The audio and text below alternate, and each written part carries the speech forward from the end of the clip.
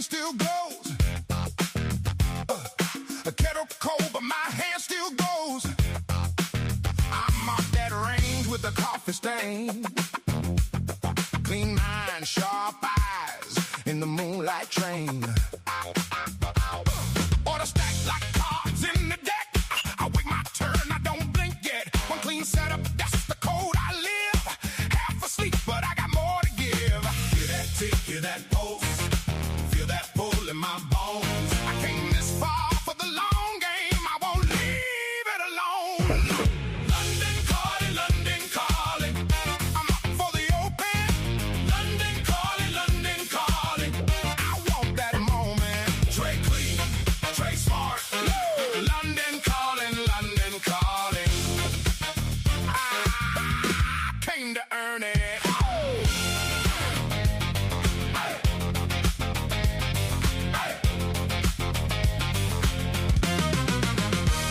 Dark outside, but my plan stays lit. No lucky break, I size up grit. Read that candle, read that spread. Take the compass, keep my head.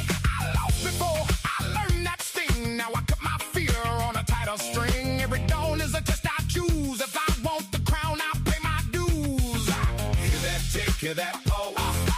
Feel that pull in my bones. I came this far for the long game. I won't leave it alone. London calling, London calling. I'm up for the open. London calling, London calling. I want that moment. Trey clean, Trey smart. London calling, London calling.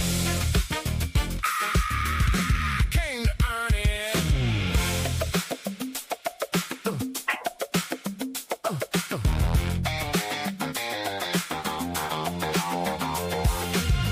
Let the night press in. Let the doubt get loud. I stayed on my feet. I stayed unbowed. One more shot at the life I chose. One more step when the market waits.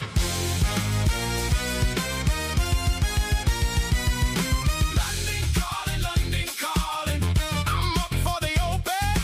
London calling, London calling. I want that moment. Trey clean, Trey smart. London calling, London calling. I came to earn it.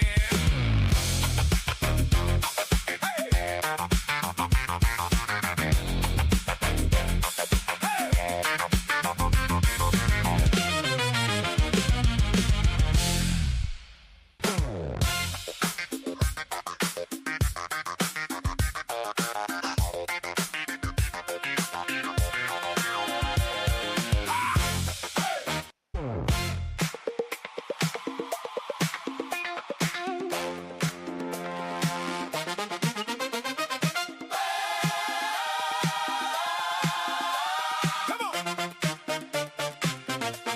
Come on, come on. Come on, huh. Hey. Come on.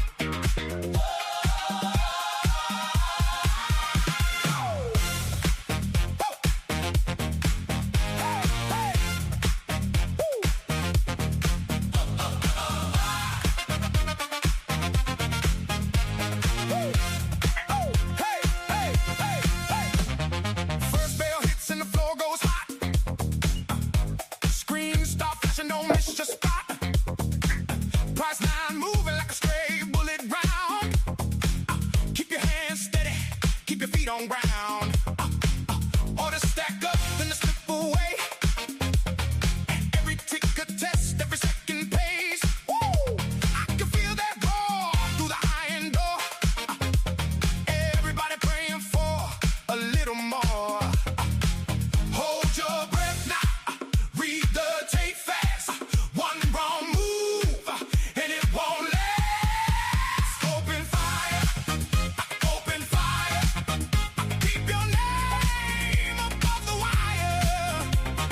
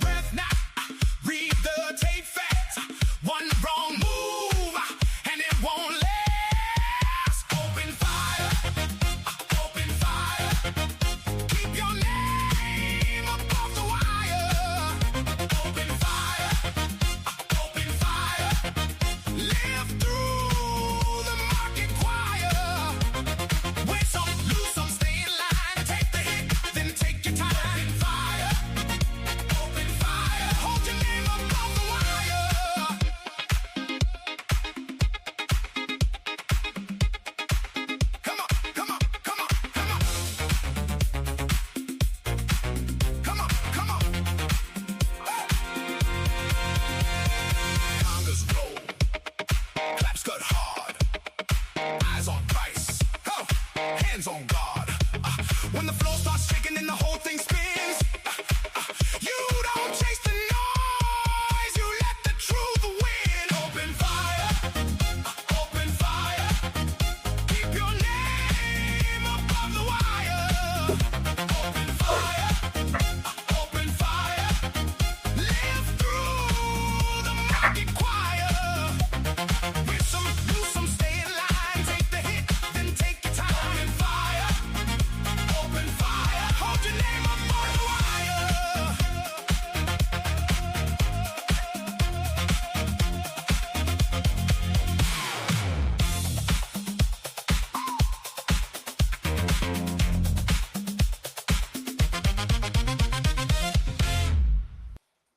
All right. Good morning, everybody. Welcome to NFP Friday.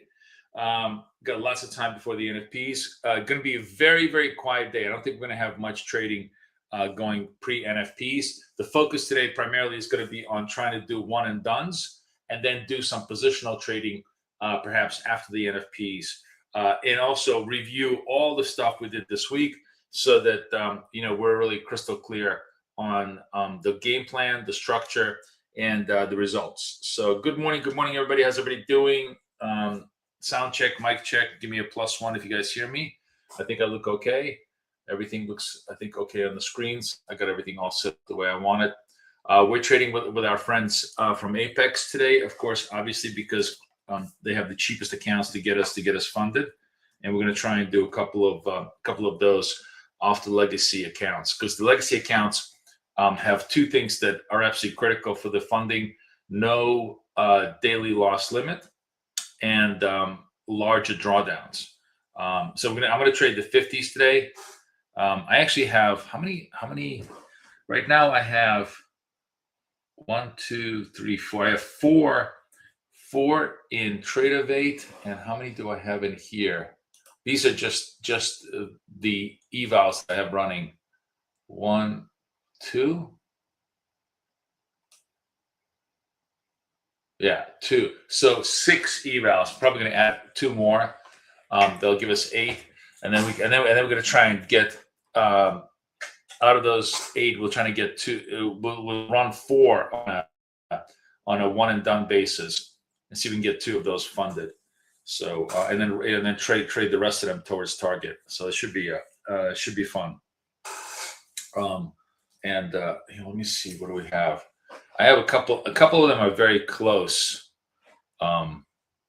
Like I have a couple that are, see this one is like literally 1,000 from getting funded. The other one is 86. Same thing. So these are probably, I'm not gonna, like, there's no point in trying to YOLO these accounts because they're close to getting funded. We're just gonna trade them hopefully to target. But maybe what we'll do is we'll take the 88, which is just really close by, and then what's the other one? 87, yeah, 87, 88. Those are essentially slightly ahead. So those are the ones that we can gamble with. And then I think on wealth charts, same kind of a thing. On wealth charts, I have 363. This one is 548. I mean, this one is pretty close to even. And this one is 382. This one is much closer to it's like target. So this one I want to keep. So anything like about 51,000, those we're going to trade normally. Anything that's in the the 50,000s, we can YOLO those as far as markets go. And we'll see how that plays out. So good morning, everybody. We'll get through the as we get closer to NFPs, maybe around 7:30. We're gonna put together our whole trading plan for getting funded on the NFPs, on a volatility trade or a news trade. But for now, I just wanted to talk a little bit about the week, about the results, and then also discuss some of the tools because we have a little bit of time. I think the scalps are going to be few and far between here. We do have actually, there is a, I do have a, like literally a scalp here, which I'm already in this trade on a positional basis. So let's see if it, well, we can take the scalp on the 81 account. Let me do this. Oh, this should be on a different, this is the only problem. I'm running out of room here.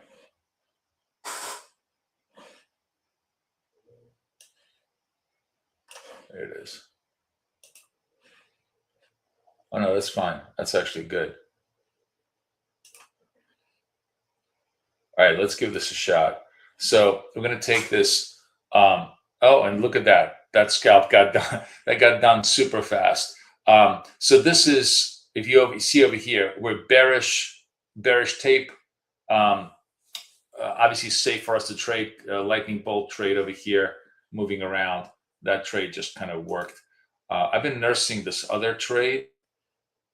Is it the 363? No, it's the let's recount at my end. 82.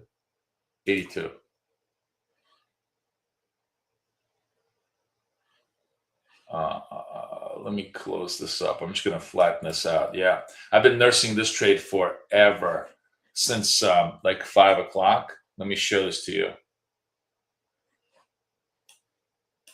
Let me see if I can just play this out for you.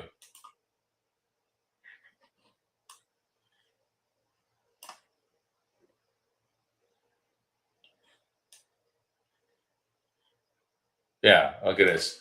Look how long this trade has been in play. I started over here a little bit late. I'll be honest with you, a little bit late. But it's an interesting example. Let me show this to you on like a full screen here. It's an interesting example of a positional trade instead of a scalp trade, using our scalp signals. Something that I started doing with you guys yesterday that was very successful. And we're absolutely going to put this into play. So the whole idea is, remember, our indicator not only gives us signals, but gives us context structures as well, right? And contextually, it tells us the highs and the lows of all the sessions, as well as the VWAP, right? So we're tracking the most important numbers intraday that everybody's watching, which is the highs, the lows, and the VWAPs. VWAP obviously is very important because that's the institutional price that everybody watches for execution purposes. So up, down, above that, everybody cares. And of course, session highs, session lows is where everybody runs their stops. That's where everybody focuses their stops. So what was interesting is, I think I came on, this is like what, 4:30. I came on board around 4:30. And my whole view was, okay, here's the London high.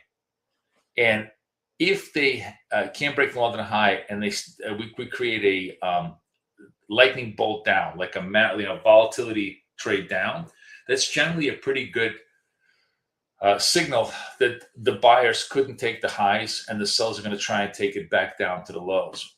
Well, that thesis had to be a very patient thesis, because basically we spent the next hour just really chopping around, never breaking the high, but really, really challenging the high. I was in meetings, so I really didn't care. I wasn't watching it, but this would have been a very long, torturous trade. But the most important point is that it wasn't invalidated. It only gets invalidated if the high was broken. It was challenged a couple of times, but it was never broken. And you actually see multiple instances of the high being challenged, and then lightning bolts down, lightning bolts down, lightning bolts down. No single lightning bolt broke and held the London high. Like the invalidation signal would be if the lightning bolt broke and held the London high. So holding this for like an hour and a half, I eventually turned it to profit and closed it over here as it broke down.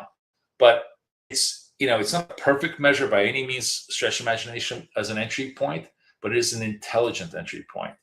And using the scalp signals as entry points for more positional trades, yesterday was amazing.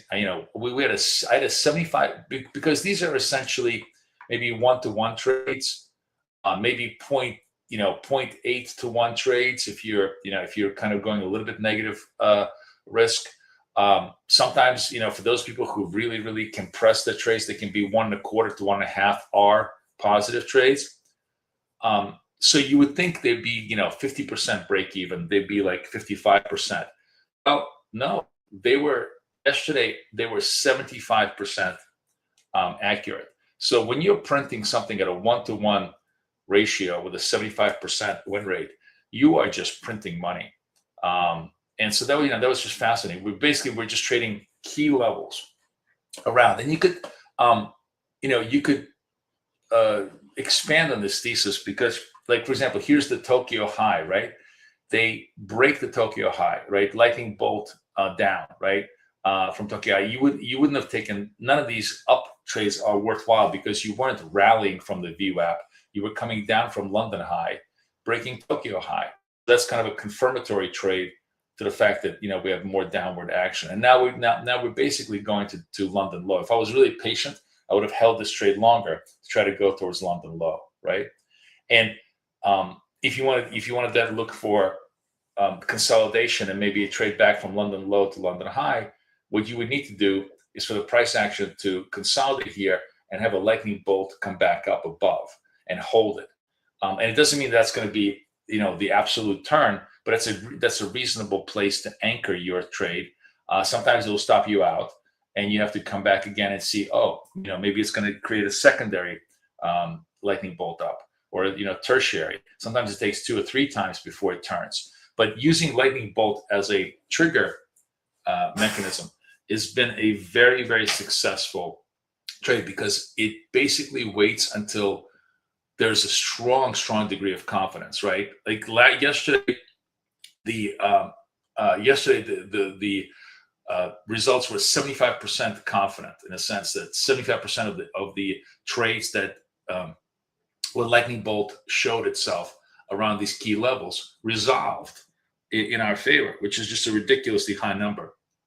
So I think that's a really great addition to our trading, in addition to scalping. Scalping obviously is the bread and butter, but this is the is the true P&L earner, because this allows you to trade really small size, like one NQ, 1 MNQ, 2 MNQ, and still get $200-300 per account, right? Like yesterday, the 88 account that I ran yesterday made $250 trading 1 MNQ on these positional trades, right? Which is insane, in terms of structure. Now, here's London. Here's an interesting setup that's going on right now. Here's London low, right? And we have a lightning bolt right in front of the London low. And you could take a bet here that they're kind of holding London low, and that they're not going to break it. And it's not a bad bet. I'm going to take it right now. Let me just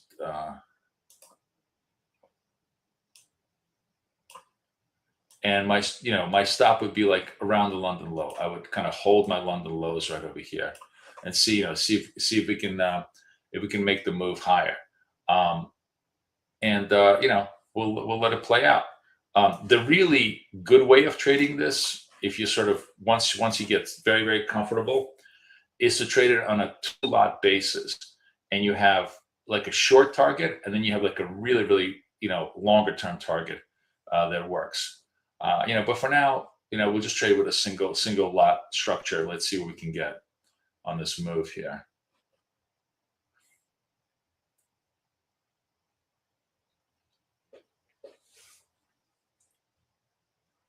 Give it a shot. You know what? I'm just going to flatten out. I'm going to flatten out stuff because I want to show you some other stuff. So you can see that and the reason why this, I think, is such an intelligent way of trading is because honestly, the only thing that matters in the market on an intraday basis is session highs, session lows, and VWAP. These are the things that institutions look at, right? No Fibonacci, no bullshit, no London kill, no ICT zones. Nobody gives a shit about any of that because those are just made up numbers by retail traders. But institutions only look pretty much at actual numbers, not derivative numbers. So when you're trading against those context zones, you're doing what the big guys are doing. So therefore, you can track their thought pattern and try to basically piggyback on their ideas because they're giving you clues. Oh, looks like London lows hold. Buyers came in, pushed the volatility up, and now they're going to try to run it perhaps to Tokyo high, and then see how it goes there. And then if they run it through Tokyo high, maybe they want to take it all the way up to London high. But the path becomes very, very clean and clear on the charts. Let me know if that's clear to you guys. Let me know if you guys are seeing what I'm showing and it makes sense.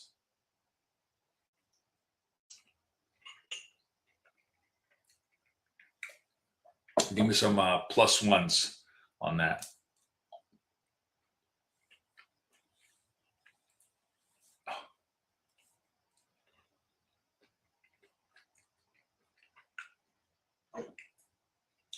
Good morning, DJ. Good morning, everybody.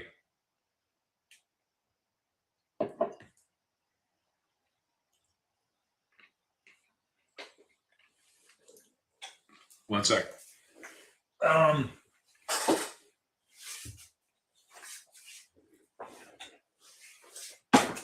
So I'm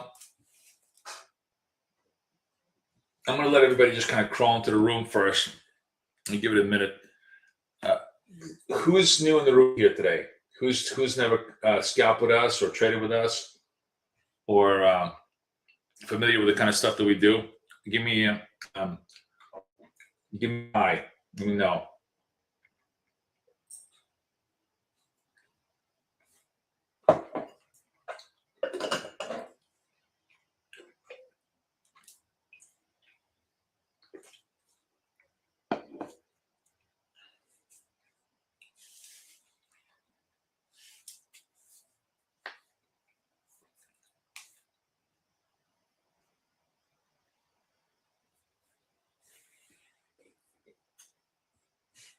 No newbies today? Then I'm not gonna go through the basics. Or who wants to hear the basics? Let me ask you this: who wants to hear the basics of the strategy so you understand exactly what we're doing on a scalping basis, and then also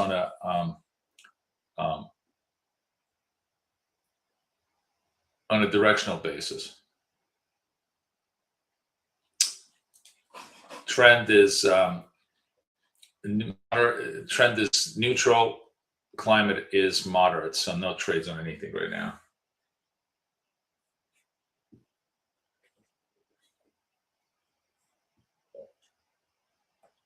Hey Tim, good morning. Good morning. So I took a couple. I did one scalp trade today and took 2 positional trades, which, by the way, I could have really milked. I should see it went all the way to Tokyo high, right? So here's the classic turn. Let me go to my boomer cam. The classic turn off the London lows, lightning bolt trade, volatility up, right? We get long past the volatility. Should have targeted the Tokyo high. I just sort of got out early because I didn't want to focus on it. But from here to here was a very, very clean trade. Right now, we're just basically consolidating around Tokyo high. You can see what the next, what the next play is. Good morning, Chris. Good morning, everybody.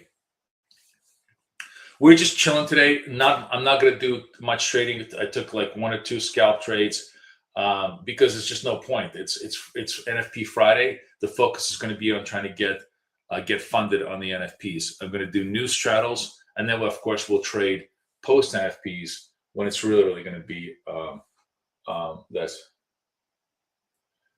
Would I say that my DOT strategy is actually good for choppy markets? It's good for either. every strategy is good or bad depending on how you trade it. Here's the easiest way to sort of let me explain to you. It's not choppiness, it's amplitude. I've shown this 1,000 times, but this is the easiest way to understand when you fail and when you succeed in our trading. Where's my thing here? Here. So imagine this is price, right? Or imagine this is a moving average. And if price is doing this, right? If price is just if we're just hugging the moving average like this, right? None of our strategies will work. If you are in this type of a low volatility, low continuity market, nothing we do will work. This is kryptonite. This is what kills us. And this is what we try to avoid by doing, overlays and filters as much as possible. So that is the really bad strategy. Now, imagine you are in this strategy. This is, here's the moving average. It scopes up and price is just going up like this, right? No problem. We make money here. We make money here. We make money anywhere. We are very, very good at trading continuity because as long as we have continuity and amplitude, we're fine, right?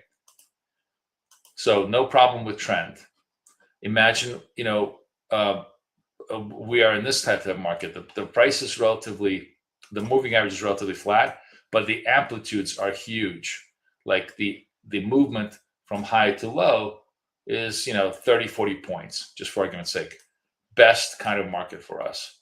That's what we want. We bought because we are very good at picking turns.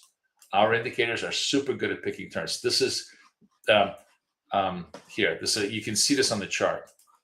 This is a very flat market, right? Very little movement, no continuity here. Boom, up, no movement, down, no movement, right? Very, very flat. Contrasted with right now, where we're getting amplitude and we're picking the turn, no problem. We make money. We're picking the turn, no problem. We make money. So the problem is choppiness. The problem is the degree of choppiness. The greater the amplitude of the choppiness, the easier that's the easiest environment for us to make money. And the tighter the waves are, the smaller the waves. I guess the best way to think about it is the smaller the wave, the less effective whatever it is to do, because there's just no continuity. Our whole thing is we need to ride the wave. If the wave crashes shallow, a very, very shallow crash, we have no way to make money. On the other hand, if the wave crashes like a tidal wave, perfect. Boom, boom. We'll make money both ways. Does that make sense to you, Steve? That's the strength of what we do, and let's also understand limitation.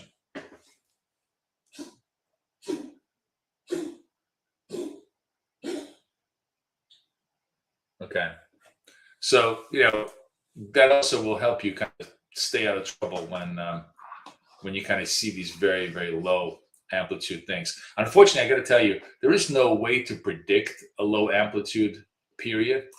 There's just only a way to survive it, right? You just have to take a stop, move on, take a stop until eventually you get slopiness, and then once you get slopiness, everything is going to start working for you because you're just looking for continuity. So I totally lost my track of my thought. So the basic scalp structures are the following. Actually, you know what? Let me keep this. Let me just keep it on TradingView for now.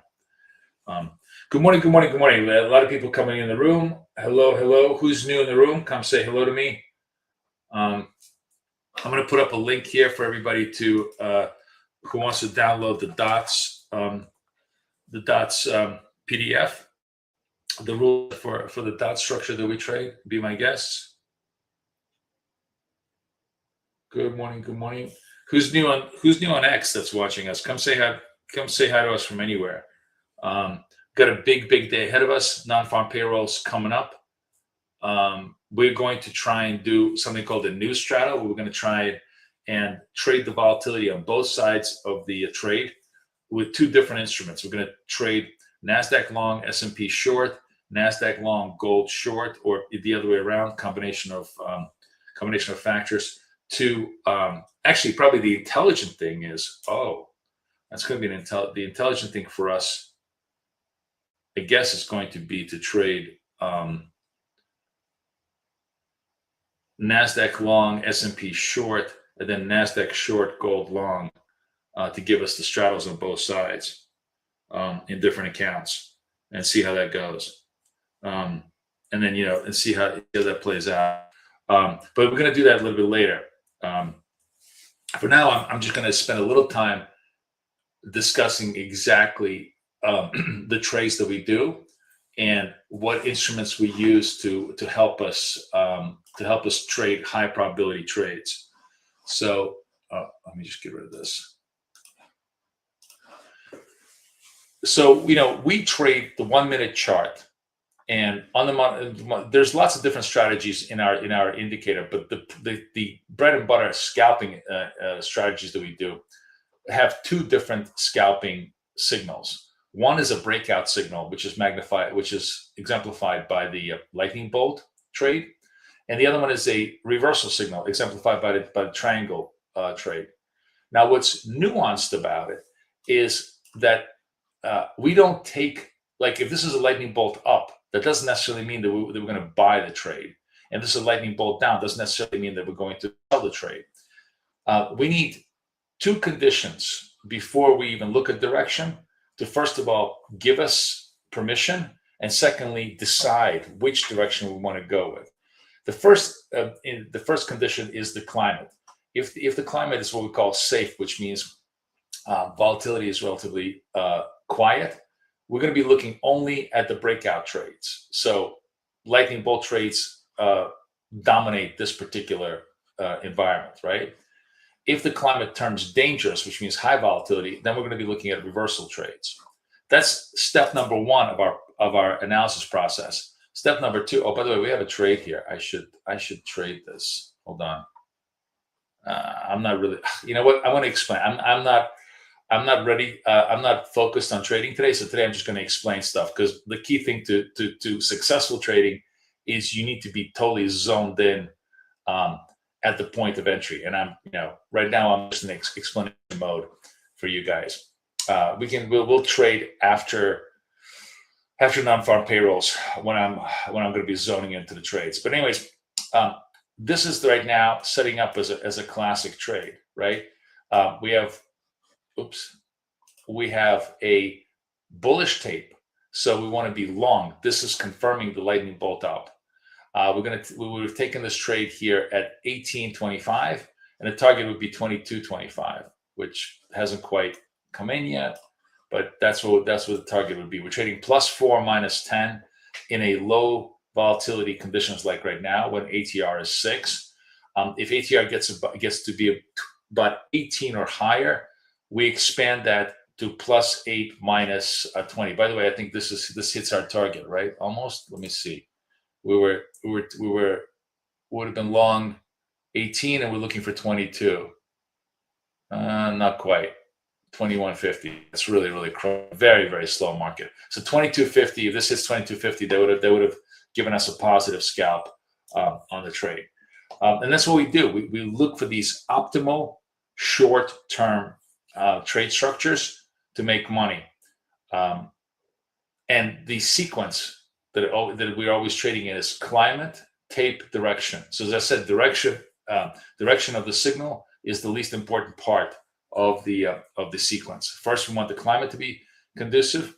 Then we need the tape to give us a directionality, and then either the signal goes. By the way, here it is. I would have TP'd right here. So 2 minutes. 2 minutes is pretty much the maximum amount of time we have for these scalp trades. Usually they resolve within 1 or 2 minutes. If they go for more than 2 minutes, I usually just get out of them, because the longer they go, the less likely they're going to resolve. So basic scalp trade structure is 2 minute trade, 4 win, 10 loss. That's a 71% break even. And we target we generally expect to do 77%, but we've actually been doing much, much better. I'm gonna show you some results that we did this week. But yesterday, for example, we did 100% in London, 6 trades out of 6, and we did what's 7 out of 9? Was that 87? Let me see. 7 divided by 9. No, that was 77. And we did 77 trades. 77% is expected in New York. So the bottom line is, I'm always shooting optimally for an 80% day. 4 out of 5 trades win at a 71% break even. You are 10% above your break even. That's a very good margin. And just keep doing that, keep doing that, keep doing that. That definitely takes you to funding target and takes you to P&L. So that's the general thought pattern of how we trade. Yes, we stream every single day, 6 to 10, baby, 6 to 10, New York to London to New York. Okay, so you can come join us Monday through Friday, every day. On Monday, the stream is broken up a little bit because I stream 6 to 8 in the morning, and then Kathy comes in at 8:45, and then I trade with her through New York. So Kathy does like a start of the week briefing on Monday. So we break up the stream on half days, but every other day it's a 6 to 10. So that's the scalp trade, right? The reversal trade requires the exact opposite climate conditions, dangerous climate conditions, lots of volatility. The basic premise statistically is that breakouts work best out of quiet markets and reversals work best out of volatile markets. That's the bottom line, right? That's sort of like what statistically we're trading. And when we do reversal trades in a proper climate, again, the sequence is not the triangle. Like say this could be a down triangle, but in a bullish tape, we're going to be buyers. We're going to buy the dip, which is one of the best trades you can make. If the short term tells you sell, but it's actually you're selling. You're basically buying the bottom. It generally always pops up on that structure. So we do this all day long. We used to do a lot more scalps. Now because we've gotten so much more filtered in our approach, it really becomes only like maybe 6 or 7 scalps in a session, but much more accurate. That's the whole point. So that's what we've been doing for a very long time. We've been refining that strategy constantly. As I said, the perfection that we seek is 80% accuracy against a 70% even. That's what we're looking for to do all the time. We're getting a lot better, getting closer to that number. What I introduced this week, which has been very, very interesting, is a much more discretionary trade that has actually worked super well, which is that we realized that we can take the same signals, most specifically, actually, I would say it's the lightning bolt signals that are the most pertinent in this particular analysis around key session levels. As I was saying earlier in the session today, the only things that matter on an institutional basis is session high, session lows, and VWAP, right? Nobody cares about Fibonacci. Nobody cares about ICT order blocks. Nobody cares about London Kill Zone. Those are all made up numbers by retail. Basically invented levels by retail. IFG. Those are all invented levels. Nobody who actually controls the market, which is the institutional flow, cares about those things. What they care about is actual. What is the London high today? Where's the Tokyo high? Yesterday? The only other thing that I don't have on my indicator, which I'm probably going to do this weekend, is yesterday's high and low. Yesterday's pit high and low, which is open, which is the real-time market hours, and then the global high and low. Those are the things that people care about. Now, what I found very fascinating is that our indicator, which is very short term, can actually give us a clue at around these pivot points at where the price can go.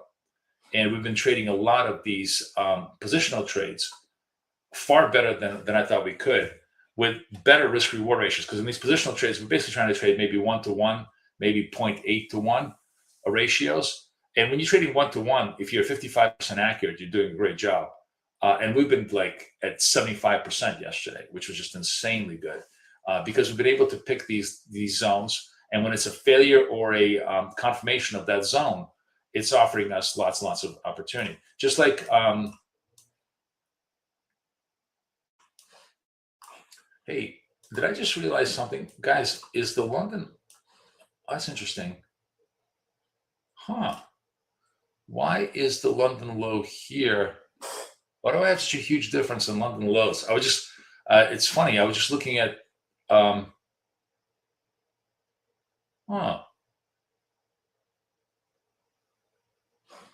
Is the London low starting from 3? This is starting from 3. Is this one starting from 4?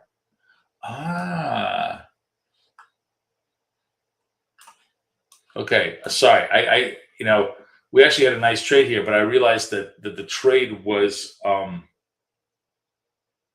is it starting from 3 and this one starting from 4? Did I screw this one up on my settings? Hang tight.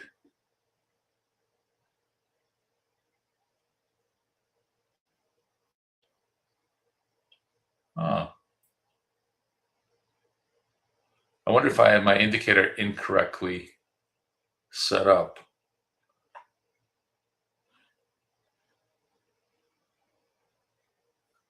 London starts at 8, right? Yeah, maybe because it was. Yeah.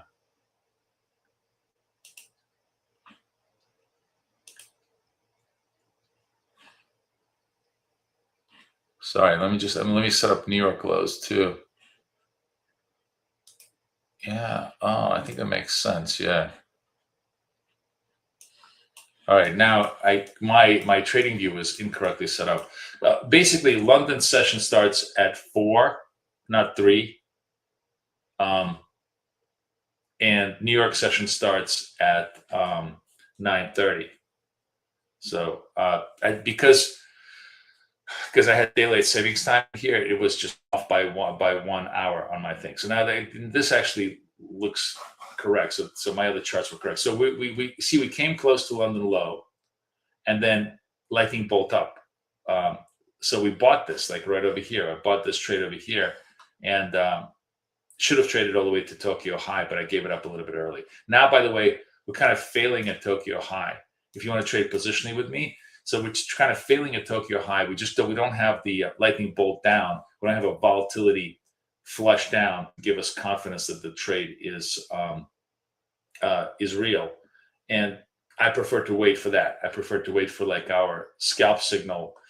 Basically what I'm looking for is a strong scalp signal that shows us failure or confirmation of a level. And when I have that, I have a lot of and then I can trade against the high of that level or the low of that level to the next level. You can do that all day long, and it's really, really cool. So that's probably will move up. Did you get upload? Sorry, what do you mean? Zap, I don't know what you're asking.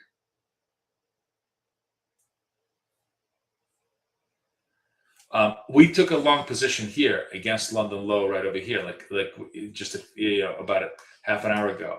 I showed you this trade. We got long here and exited. I exited a little bit early, but I could have exited over here. But it was the same principle at work. It was the same principle at work. Good morning, everybody. Good morning. So I'm just kind of, I'm going through the basic ideas of what we're doing, which is the bread and butter scalping, and now positional trading against session highs, session lows, and trying to explain why that makes sense from a market point of view, from a market structure point of view. Any questions on this?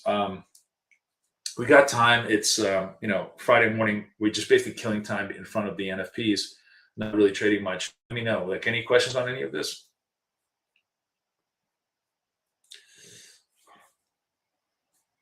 Yes, no?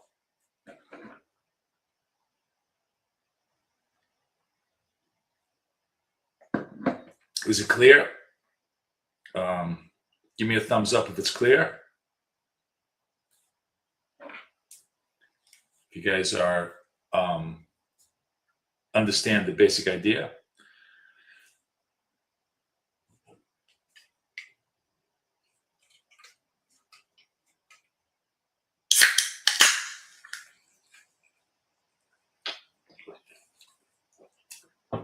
See how we held the Tokyo high now? Not really. We haven't had any.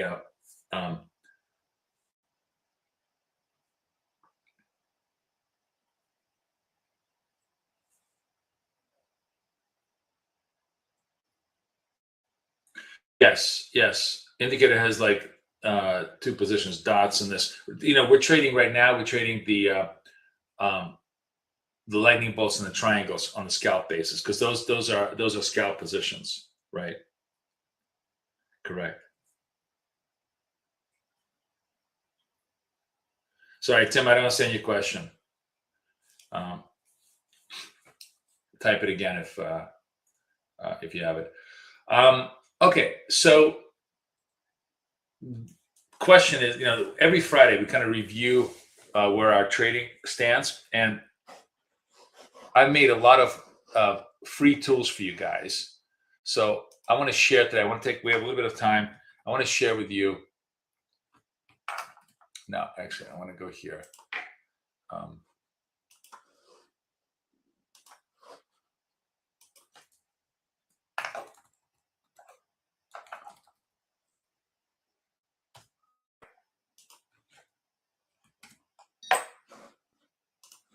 So I want to.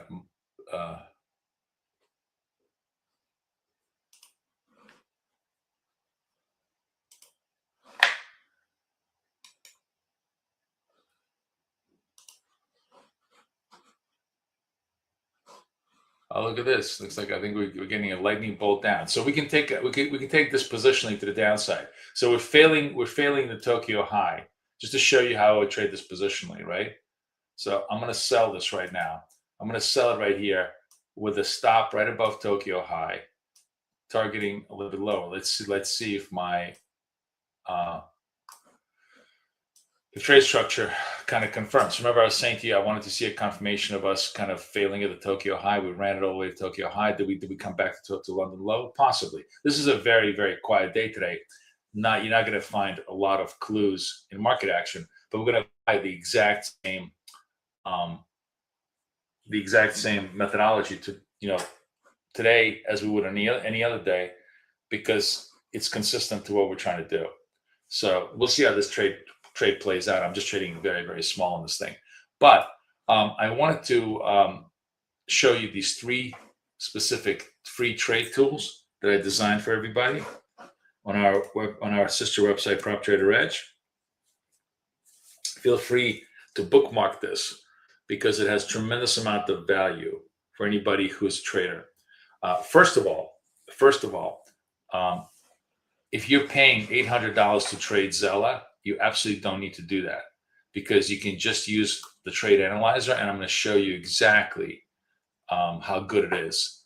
So what I'm going to do right now is I trade accounts both on TradeAvate and Wealth Charts, and you can also use MetaTrader, which is, as you know, the worst possible reporting tool there is, and this turns MetaTrader trades into beautiful reports for you. So you just simply choose whichever product you're using. I'm using TradeAvate right now, and I already downloaded my TradeAvate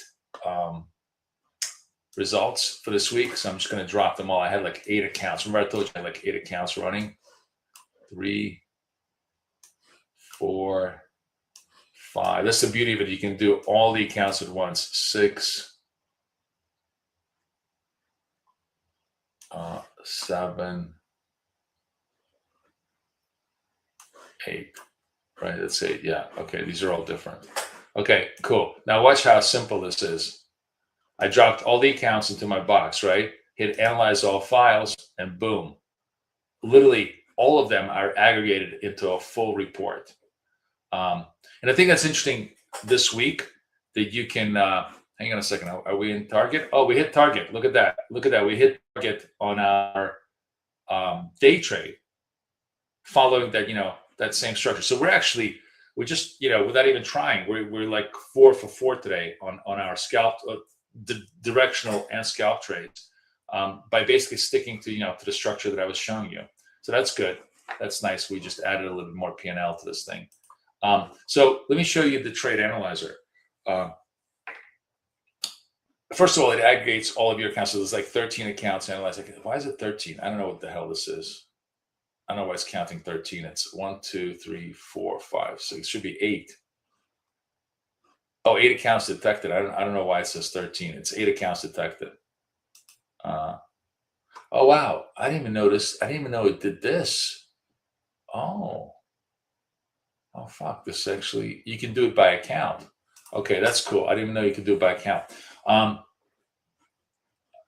Here's the most important, interesting thing. This week, we were much more selective in our trades. Generally, I do sometimes 200 trades a week on the scalping basis, and I did less. I did it like significantly less trades this week. And generally, when I do 200 trades, I'm at 30% commission. My gross commission is usually like a third of my profit goes to commission, because that's the trade-off of scalping. I was able to cut my commission by basically a third here. Now my commission is only 1/5 instead of 1/3, because we were pretty selective in our trading. That's a huge improvement, which is interesting to note. Most of the trading actually came in when we started to really focus on that trade regime structure. And you can see I picked up most of my P&L here. So, Monday was actually a big day because I had a couple of, positional trades that worked for me. But Tuesday was quiet. Wednesday was good. Thursday was good. That's pretty much it. Like, anywhere between $500 to $900 per day has been it's a pretty good day. Interesting that this is interesting. This must have been some big losses here that I took. I don't know what happened here, but most of the by the hour trades has been quite good. It's also interesting that that the 8 p.m. hour was also not bad. But you see the numbers, by the way. You see how I'm trying to be around 80%, and there's a lot of hours where I am pretty consistent to that number. So that's pretty good. Wins lost by week, a daily distribution of my trades, best dates. And then we have behavioral analytics. Longest winning streak, longest losing. That's another great thing. Look at this. Only 3 losers in a row. Really, really good. That's super impressive because, and I think it's a testament to us selecting good trades. This, the secondary, the overlay indicator that I introduced this week, clearly showing improvement in trade selection, right? And then this is always true. I'm always, because I'm scalping, 70% of my trades are going to be less than risk, right? I'm always trading, but I'm going to have very few big losses and virtually no big wins. All of my profit is going to come from, yeoman's trades, from scalping trades. Revenge trades were actually pretty good today, not horrible. And then, per account breakdown of my trading.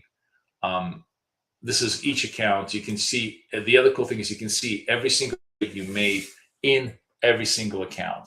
You can kind of, over the weekend, if you have time, you can kind of deconstruct, what you're doing, what was working, what was not working, so on and so forth. This is all really hard to extract out of your broker portfolio, and it's all over there, right then available. So here's my performance metrics, and actually the win rate was not that high, but the profit factor is done in browser. But if you want it, you can just download the whole thing, and you can save the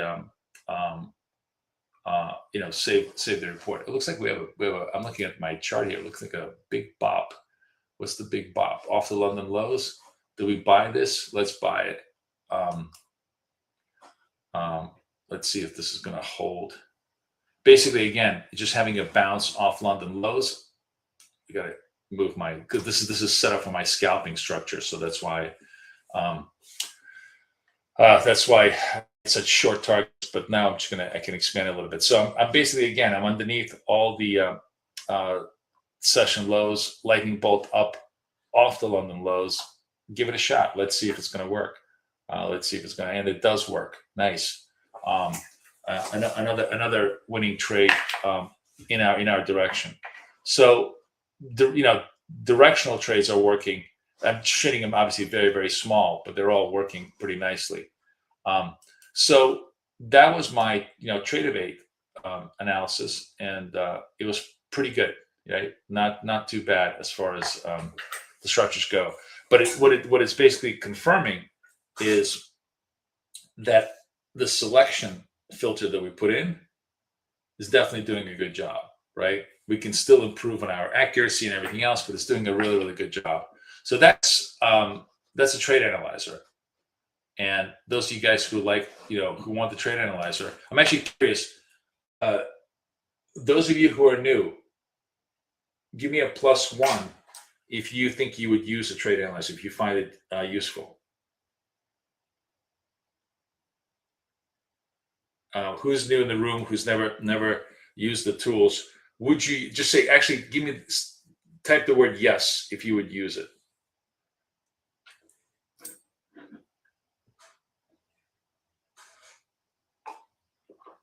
Yeah, Tim, the answer to your question, lightning bolts only trade under safe conditions. Correct.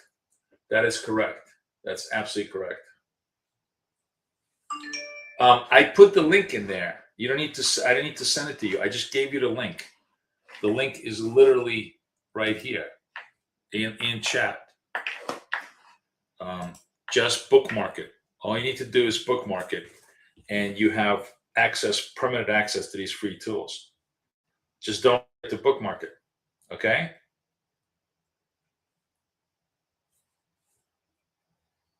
It's always available, and it's always free. That's always cool for you. So in addition to this kind of a free tool, and I'll talk about some other tools that we have here that's really, really cool. I just want to, right now, the Intel just hit my inbox, and I think you would really enjoy this. Let me show this to you.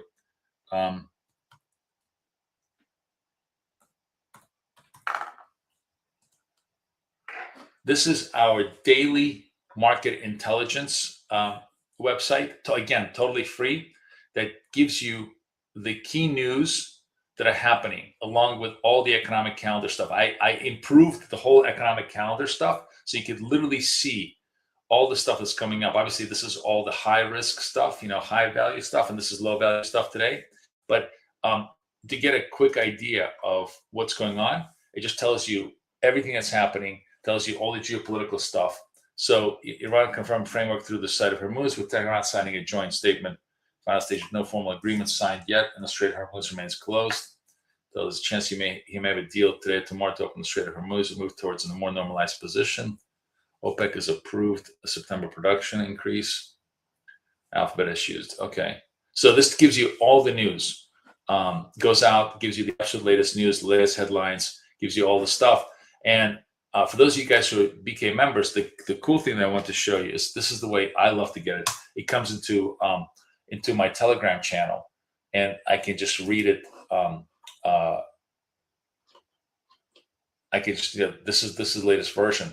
Just comes right into my Telegram. It gives me like five seconds. I know exactly where every market is doing, what FX is doing, where the numbers are, and all the calendar stuff. So it's really, really useful.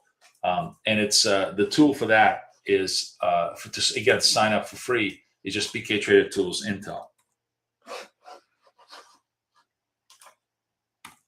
So be my guest. Use that. That will always put you in the know.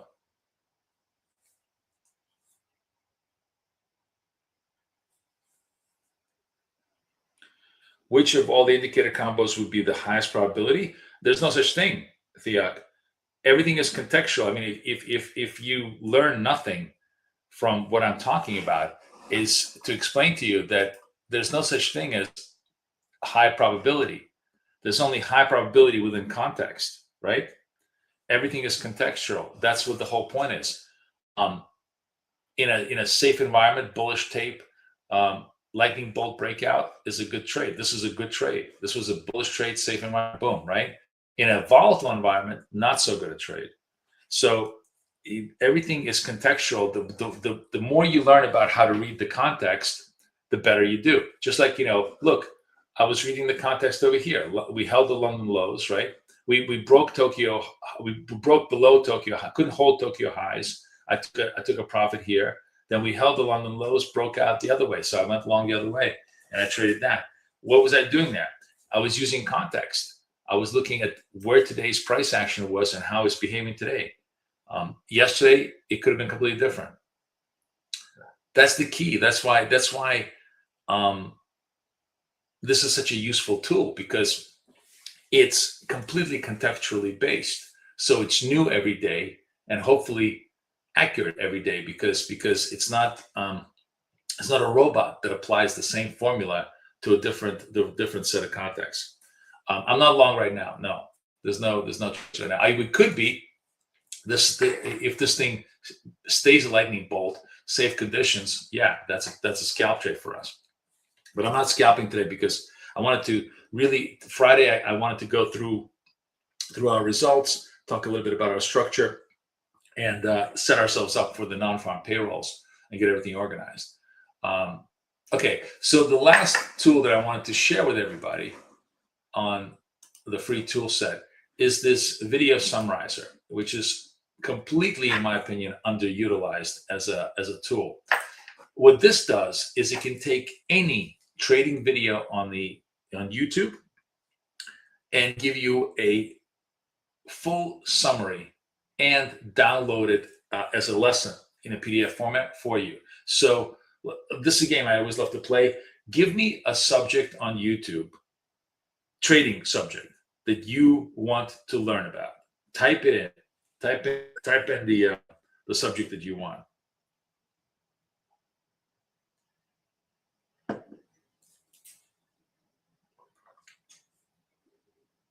I'm not going to talk until somebody types. We're going to stay silent for 10 minutes because I want you guys to participate in this. I want you to see the power of this. So give me a trading subject that you guys want to learn about. ICT, double tops, Fibonacci, Gann analysis, anything.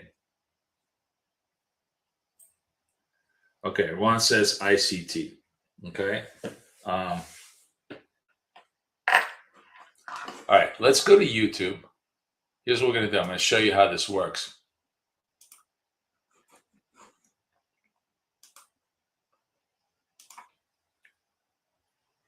Go to YouTube.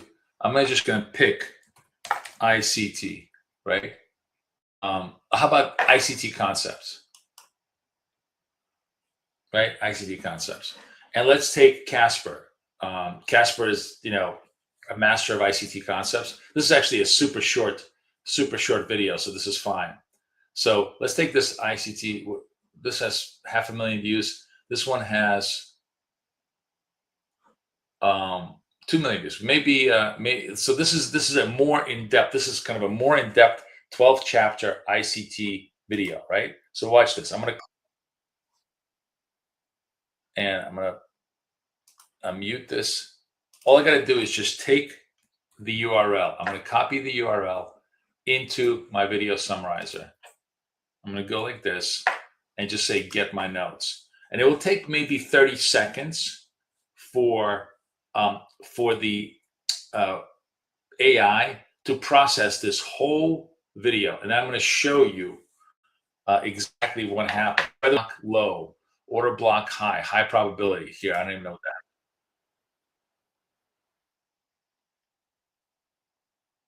See,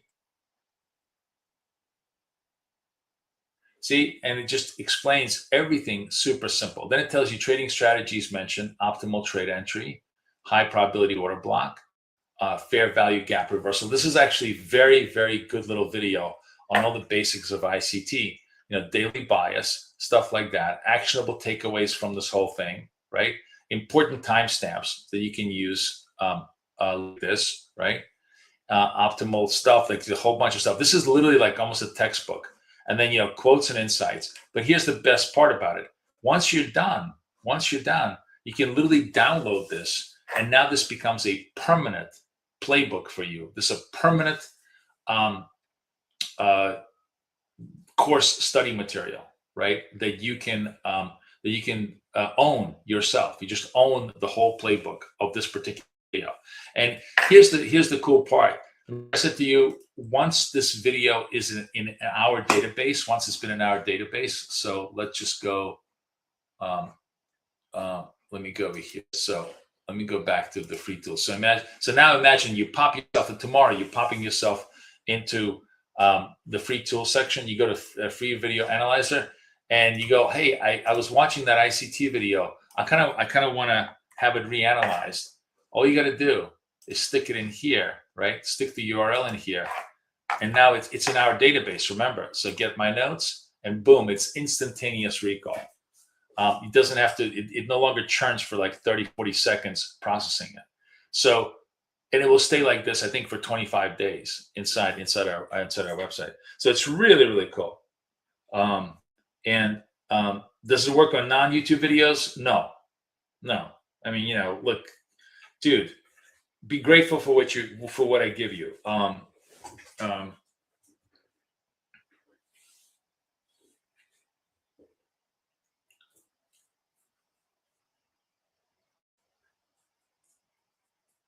Is it capped per video length?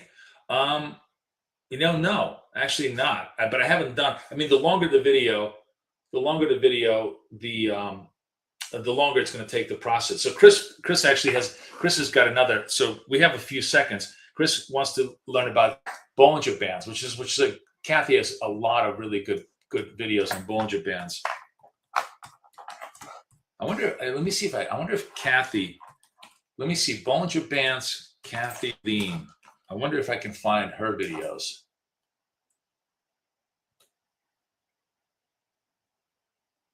Yeah, double Bollinger Bands. So this is Kathy traced this all the time on Bollinger Bands, and so I'm going to take this video.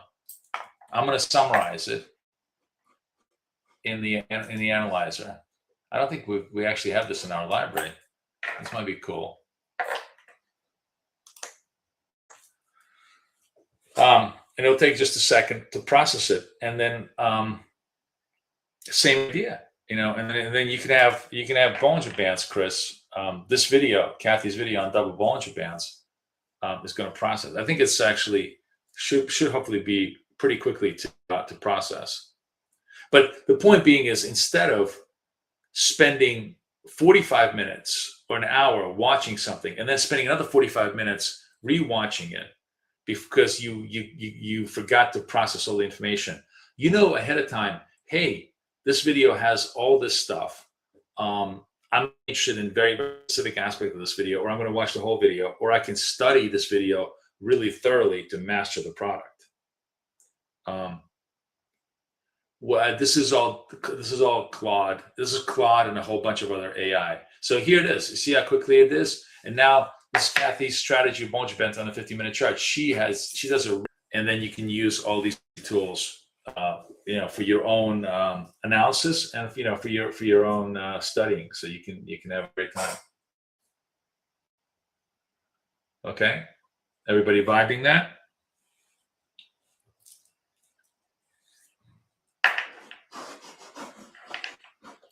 So now it's actually time for us to get serious about today and get serious about non-farm payrolls.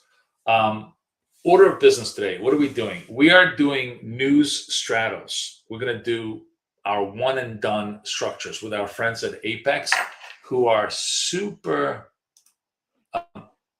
convenient and easy to be able to do this. Now I'm going to show you, I'm going to buy a couple of accounts. I'm going to say BK Save, say next, and we're going to choose this account. You see, it's only 19 bucks, right? 19 bucks. That's how cheap it is. We're going to buy a couple of them. I'm going to take this screen off the chart here for a sec. So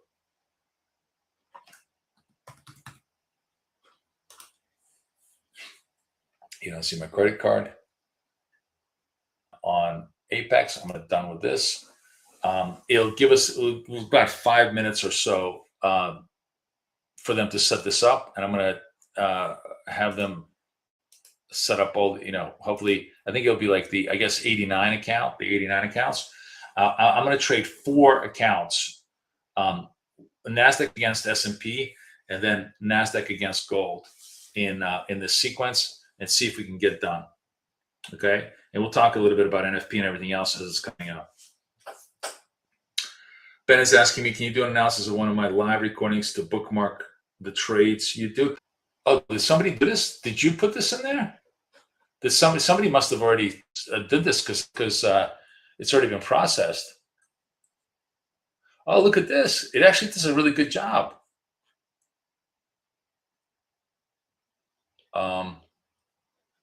Oh, look at this. Holy shit.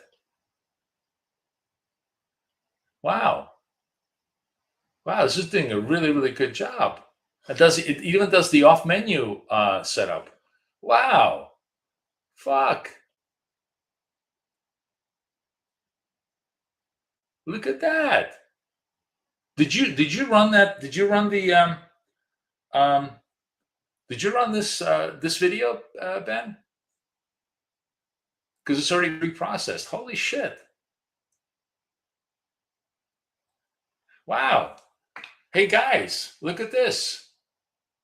My own lives, really well analyzed. Fuck, this is much better than I could do it. Oh, this is so awesome. So if you're missing my lives, you can just process them here, and it will give you everything that you want. This is really great. Wow, Ben. I didn't realize that. Holy shit, that's awesome. Look at that. You didn't do it? Somebody must have done it. There must have been somebody in the room must have processed yesterday's video, because it's already in cache, and it's really, really cool. And look, it's so good. It's like every fucking thing I talk about, it's marking. Like this is much better than what I do, guys. This is why I love AI. It's a much more intelligent teacher than I am ever going to be. This is all my stuff, literally all my stuff that you want to learn in a perfect summary. Holy shit, this is amazing. Wow. I'm so impressed with my own work. Yeah, and not only that, but like, it's core concepts that are really well summarized, intelligently, presented. Like there isn't a flaw, there isn't a single mistake this thing made in terms of summarizing my ideas. I wonder what it's going to say about it today. In terms of doing directional trades. That would be interesting too. That's wild. Wow. Good job, man. I didn't realize I could use it on my own lives. But yeah, here you go, guys. You're hanging in lives. You're brand new. You don't know what the fuck's going on. Hey, go to the summarizer. Just this one alone. This, what was this? Yesterday's session alone. This is really worth. I'm going to download this as a playbook just for archival purposes, so I can send this to people who want to know. Like, if you really want to know what the fuck we do, nothing better than using this little tool set to give you. This is going to take forever to download though, because it's like a massive PDF, but it's fine. See, it's building your PDF playbook, and then it's going to download it out. And then once we're done with this, we're gonna get serious about trading out from us. By the way, boom, we're going back up to London highs. Nice big moves here. No, it's not. It's anonymous. Like anybody can process it. So it's anonymous. It doesn't take anybody's name. So I don't know who would have done this.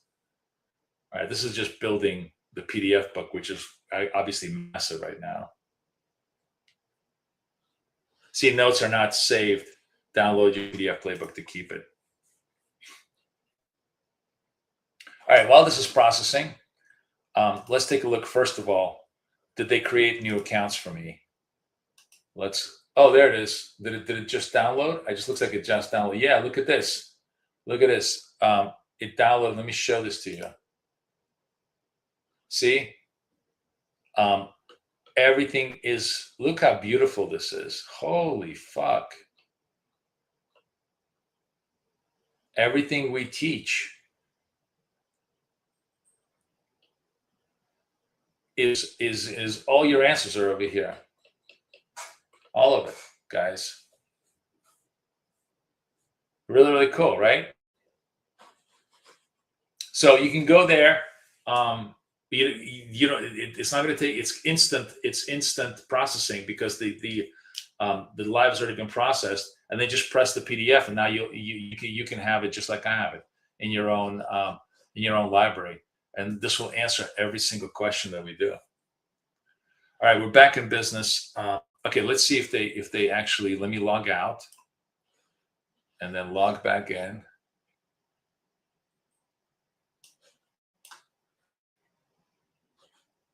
Where's my trading?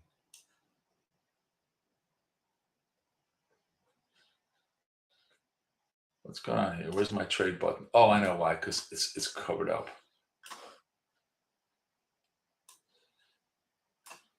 Okay, trade, evade, connect. So don't forget, like I said, get the Apex accounts right now because this is, you're not going to have time later on. All right, so I'm in here. Let's see if they created the new accounts. Yes, 89 and 90. These are the $50,000 accounts. Beautiful. I'm going to log myself out and in.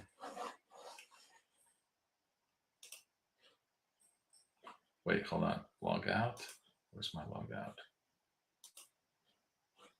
Oh, no, like right here. Log out.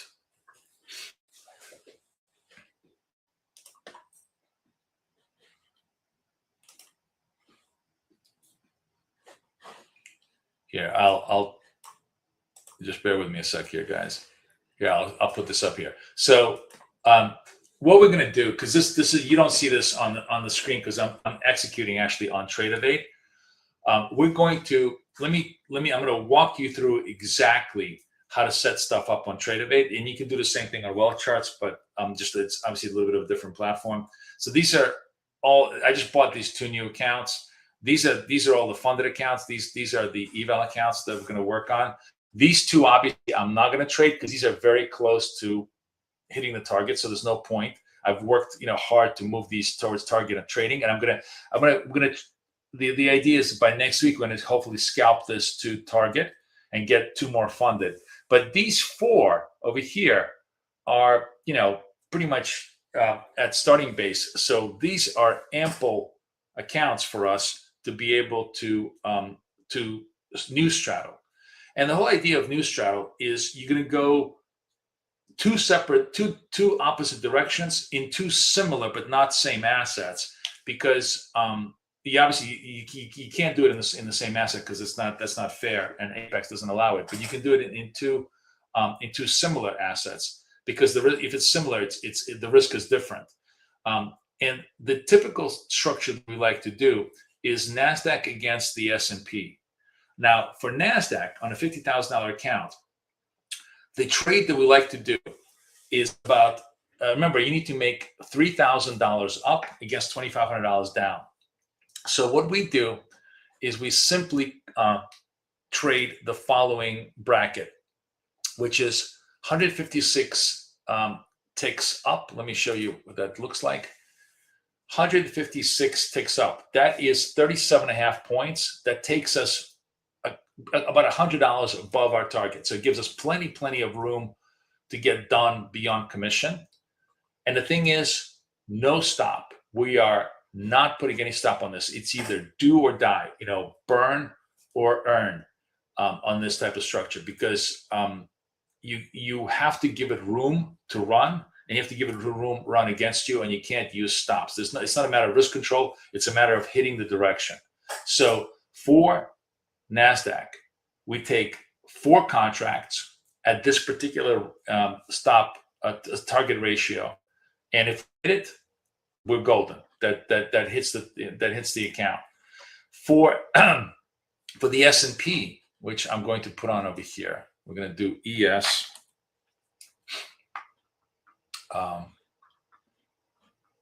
U6.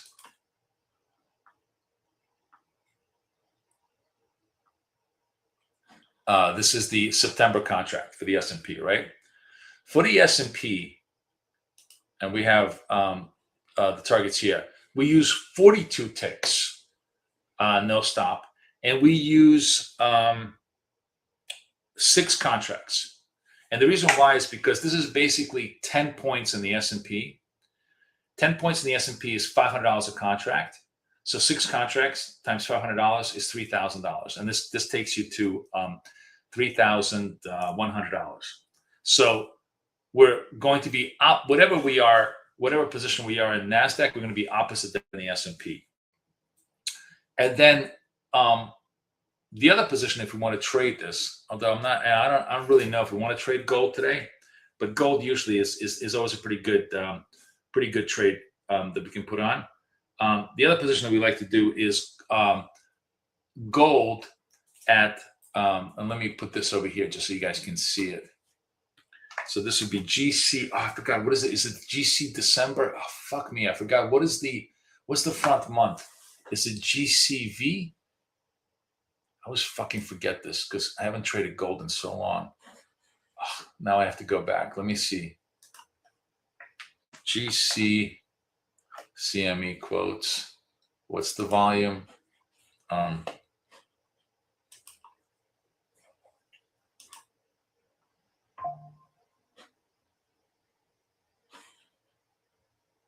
October?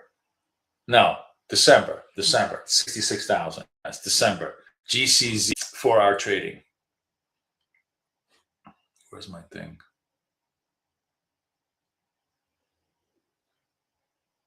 Wait, where's the thing? Where's the text box?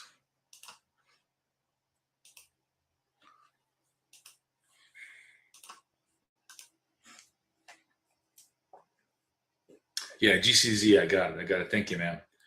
That we trade with, that help us, that really play with us.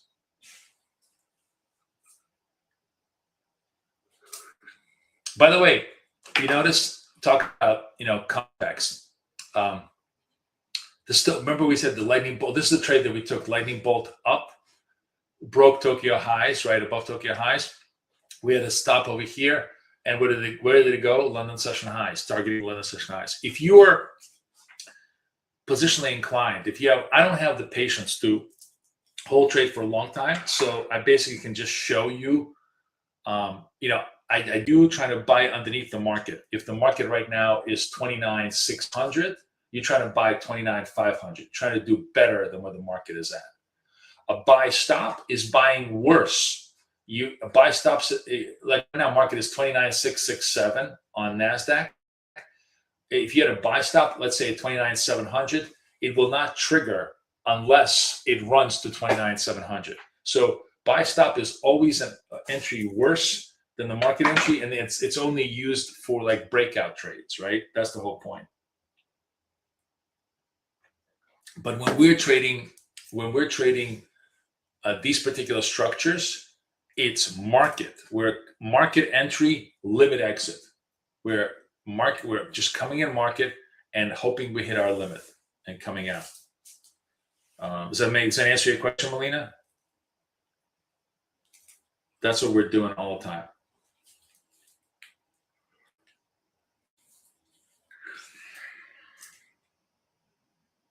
You know what? This is a good time to take a little bit of a break. I'm going to leave all this stuff for you guys to deal with. The Tradeovate accounts are all set to go. I will set sizes up. Like we're going to set our trades, and you'll see this in real life. We're going to put all these 4, and you'll see how they trade out.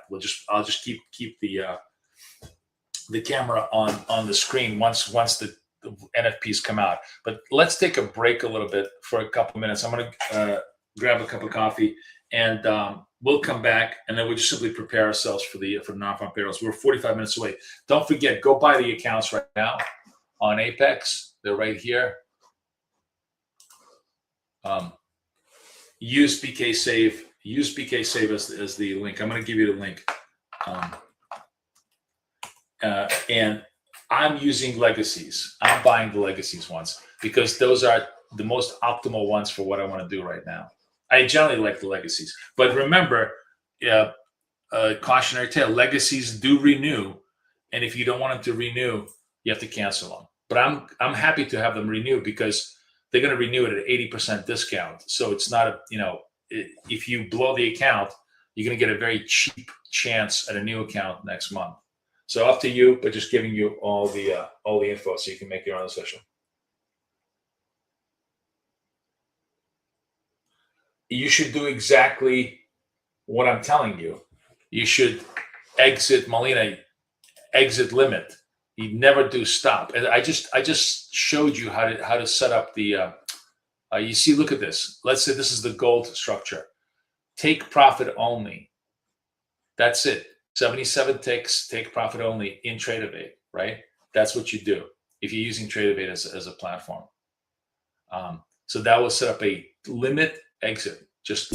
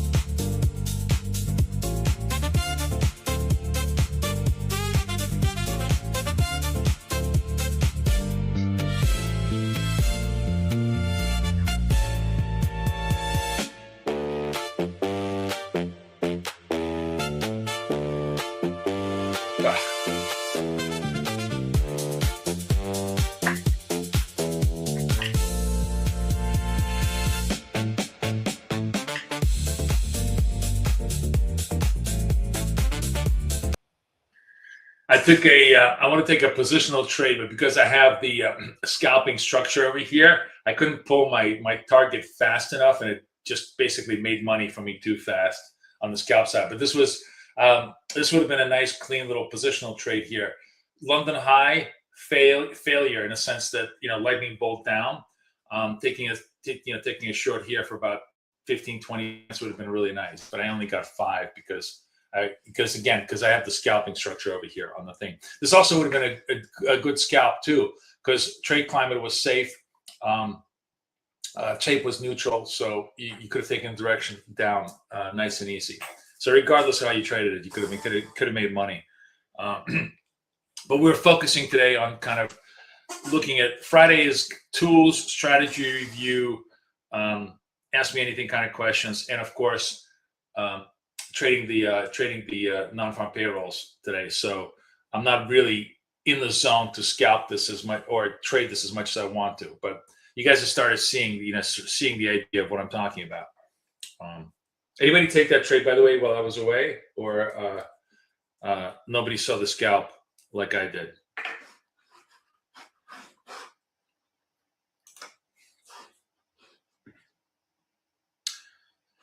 Oh, good for you. Good for you, XTH. Good for you. Nice job. Nice job. Nice scalp. Here, I want to look something up. I'll be right back.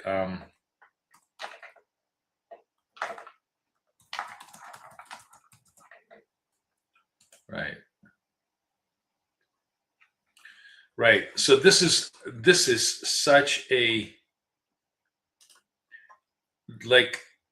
this is such an amazing example of what I'm talking about. When people ask me, which of your indicators gives you the highest probability, or what's the combination that gives you the best trades?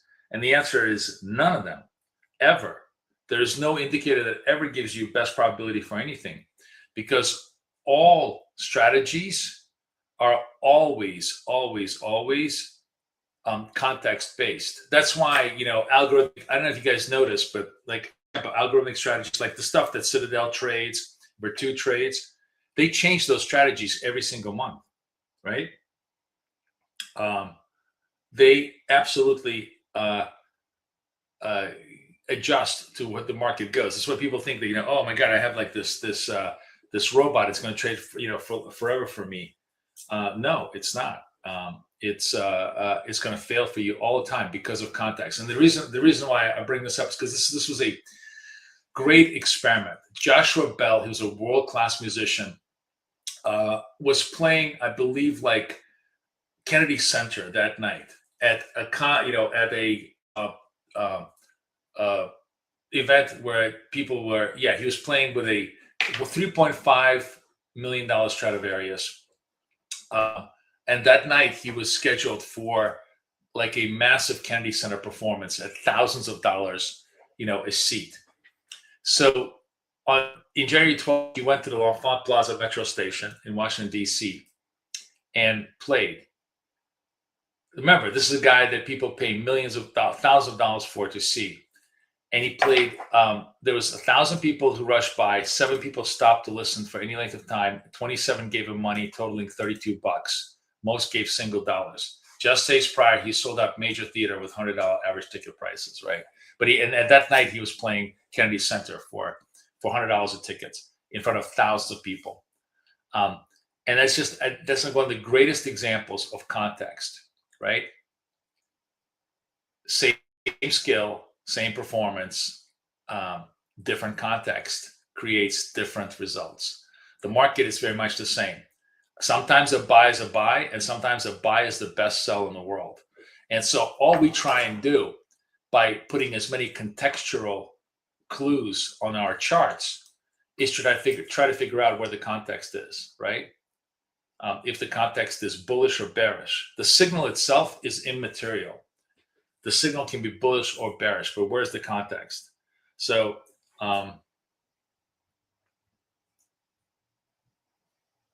I'm not sure about that, Crystal. whatever is the current we always have the highest discount possible and all the prop firms. And by the way, if you guys want, let me give you, if you guys are interested in discounts at every single prop firm, right? Let me just give you the link. Hang on, let me find it. Again, Prop Trader Edge. Oh my God. You're making me type.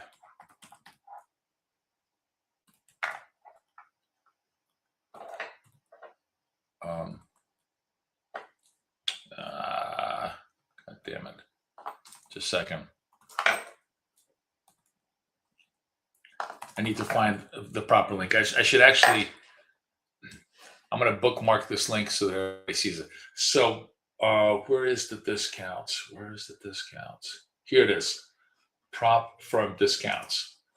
This is what you want to bookmark, because this will always give you, I'm going to send you the link, always give you the absolute biggest discounts. I'm actually going to just mark this up, bookmark this. Yeah, so that I read it. So everybody go out there, go crazy. Whatever, Ola Prime, our favorite CFD broker, Funded Next, who we love to trade with also. All of these guys, we give you the biggest discount links. So just go out there and use it.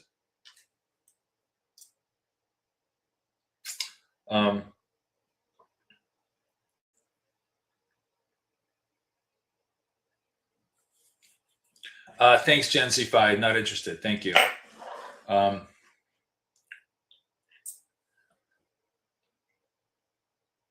Melina, I wonder if do I do this to get funded fast, or I'm scared a little bit that it will go wrong? Well, that's why you use Apex. What are you scared of? Losing $19? What's the worst that can happen to you? You lost a breakfast sandwich. That's the whole point.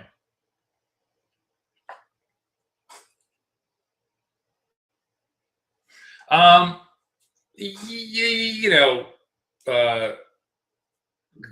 have not had a problem with that. Look, the great thing about Apex is they're really, really chill about the evals. That's why I love them. Once you get to funded, they're strict as fuck, and you got to play by the rules. And this is why. So this is more fun than process. Process is what I'm doing with these accounts, right? I am running these accounts in an honest, clean fashion, scalping our stuff towards 53,000. This is fun. This is quick, one and done, right? And the beautiful thing is that Apex is one of the very, very few firms that lets you do that, and they're more than happy because they generally are a very, very relaxed firm. But once you get into the funded account, then they get much more serious about you following the rules. So I haven't had a problem with them on this, as long as you're sort of reasonable and you trade offsetting instruments. They usually generally chill. So far so good.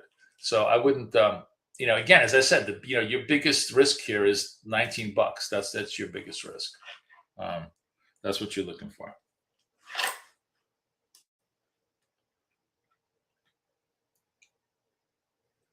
What's too much risk? I'm sorry.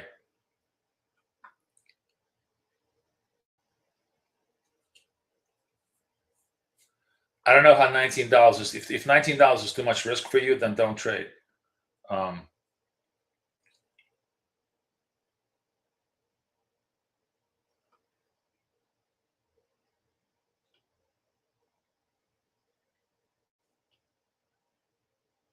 Right. Okay. I'm just scrolling through all the other comments. So you guys understand what I'm talking about as far as when I'm talking about context. The context is the single most important variable in trading, and it's one that nobody ever talks about because it's kind of like a hidden variable.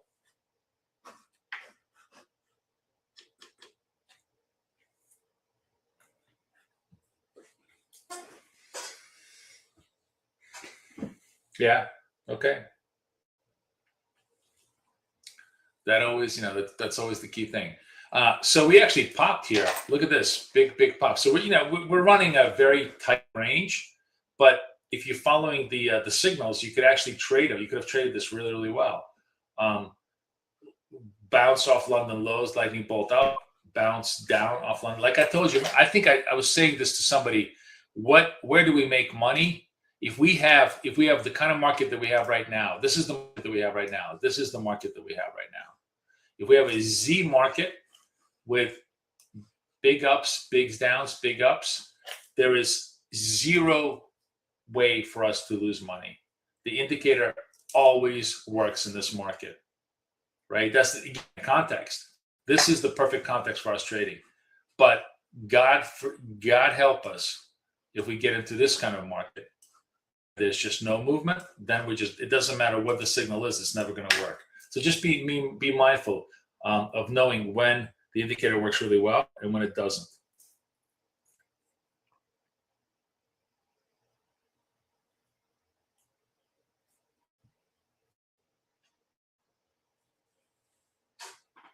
Yeah. I think it actually even has, is it 50% consistency? Maybe. I think it's even less. I think it was 30% for a while. I don't know if they lose 50%. It doesn't matter. Once I trade funded, I'm trading, exactly like I'm trading with you guys on a day-to-day basis. We're trying to make $200-300 per account, rotate out, and then trade next. So it stays all within the rules of where we're going. So let's take a look at what the market is actually anticipating today for the non-farms, given everything that we've seen.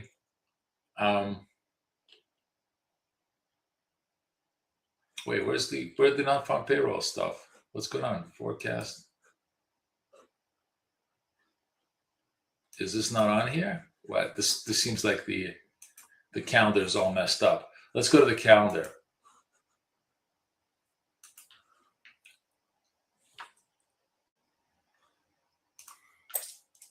Okay.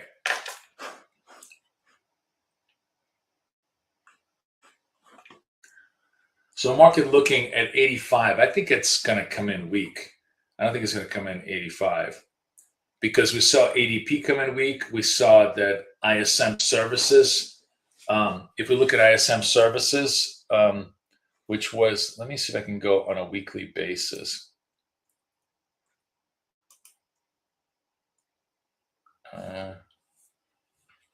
Where's the calendar? Here we'll go this way. So if we look through the week, right?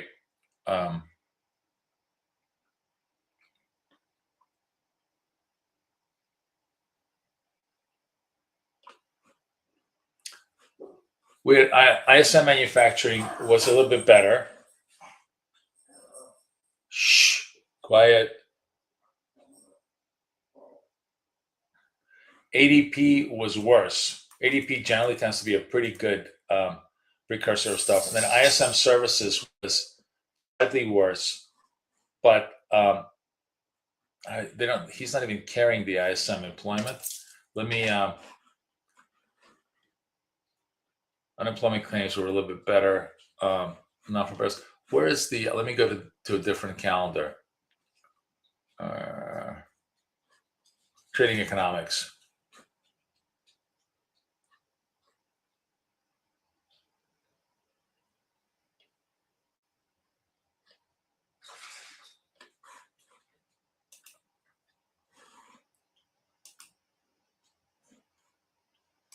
Trying to do it by this week.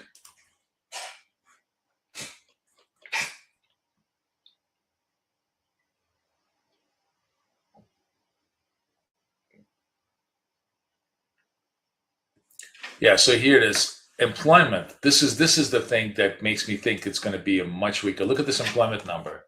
ISM service employment was like 4 points below the forecast. That's really ugly, and it makes me think that maybe we're going to come in. I mean, you never know. It's never a perfect correlation, but it makes me think it might be weaker than the forecast. So if we're looking at something like 85, we may come in at like 25. Now, how the reaction of the market will be is interesting. The market is actually, what is this? The consensus now? What is this? Consensus is forecast is 79. I don't think we're going to be at 79 or 85. I think we're going to be lower. But the question is, a lower market, is that a knee-jerk reaction up or knee-jerk reaction down? Economically, it's a knee-jerk reaction down, but interest rate, that's knee-jerk reaction up.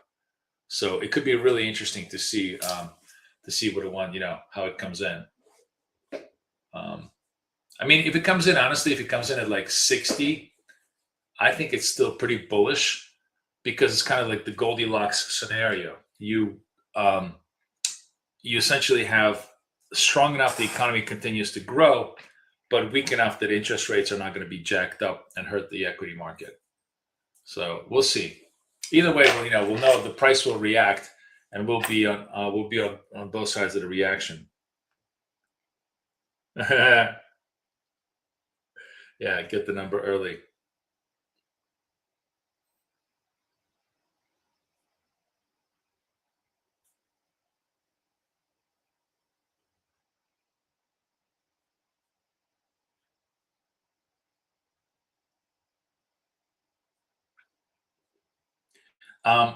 Melina, I'm not sure I understand your question. You said you have $300 for trading this month.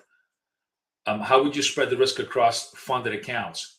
If you have funded accounts, you have no risk. You're just trading. You're trading with those funded. If you're looking to get funded and you have a $300 budget,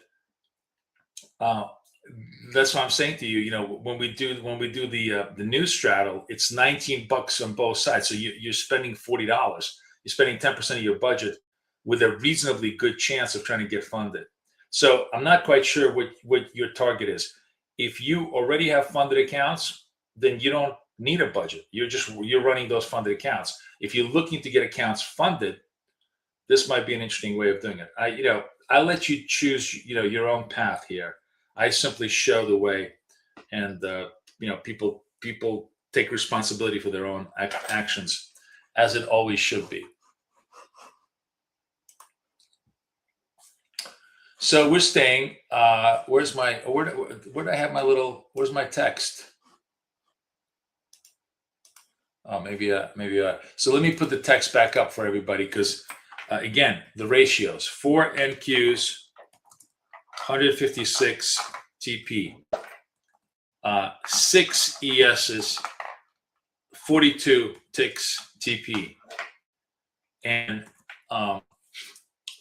4 GCs, 77 ticks TP. Okay, those are the ratios that we're going to be looking at as the market starts to play out. Let me set up my stuff so that we're well prepared. So we're going to trade from 87 to 90, right?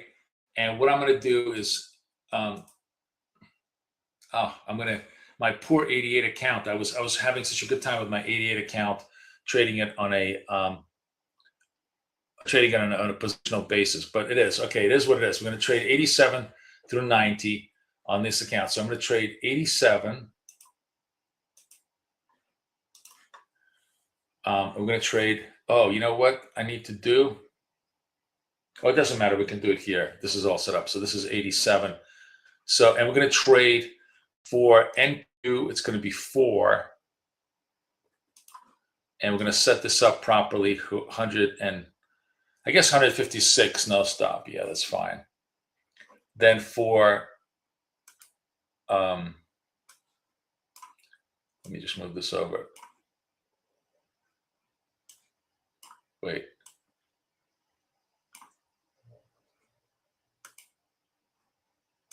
Let me just move that over this way. I'm trying to get rid of this. Okay.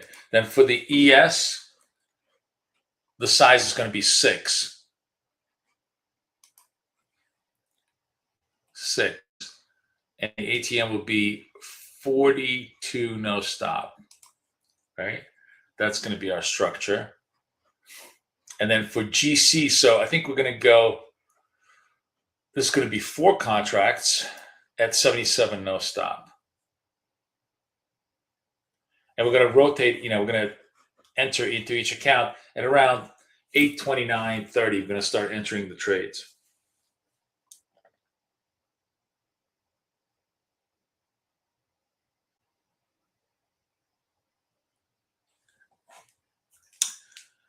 Our TradeView accounts via TradingView, designated TradingView as being demo or live. I don't know. Honestly, it doesn't really matter. I think that I think they're all designated as live on the TradingView stuff side, but it doesn't really matter. I'm trading directly through TradingView on all these accounts because it's much better, much faster to create these structures. But you guys, you guys do what you like.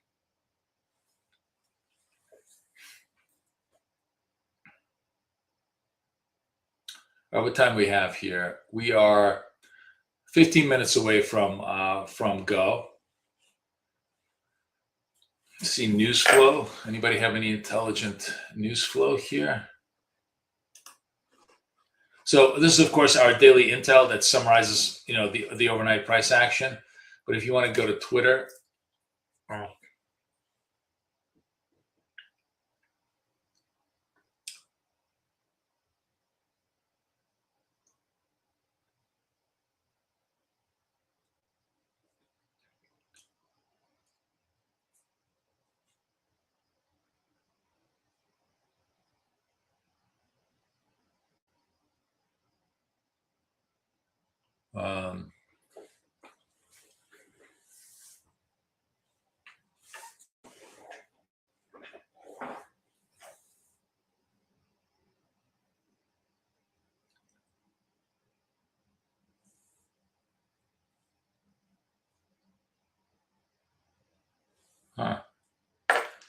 Oh, I hope Rebecca is okay, man.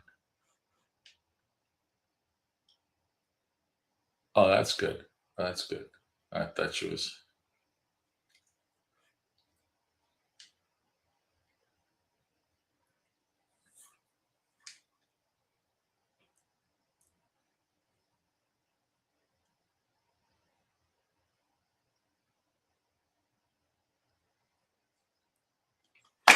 Gold is trading up. Where's gold trading? Actually, we haven't looked. So we might as well review the markets we're going to trade. So NAS is over here. I'm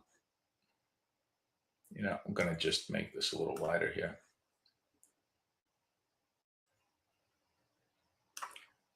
Gold is up strong today. Gold is up big. $73 up. Wow, gold has just really had a strong move here. Look at his moves. So it's interesting. Gold is kind of anticipating a weak number, and looks like they're front running the whole thing. It's up $72 in pre-NFPs, means that market is thinking no interest rate hikes on gold. Super interesting. And we are, New York high is 43.87. We're at like 76. So if I am,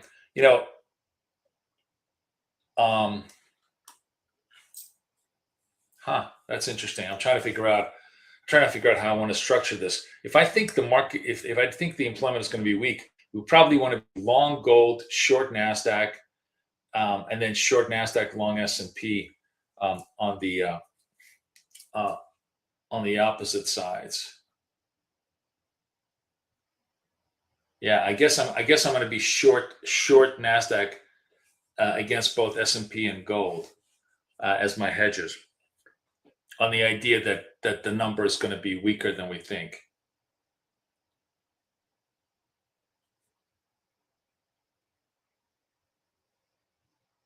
And if I'm wrong, they could really go sideways. So just putting it out there. You may want to go the other way, long NASDAQ against both of these for a pop. But we'll see. So I'm going to be short NASDAQ on both sides with a long S&P and a long gold trade, on the assumption basically that I think the numbers are going to be weak, and weak numbers mean pop in gold. Gold has just been, popping hard here.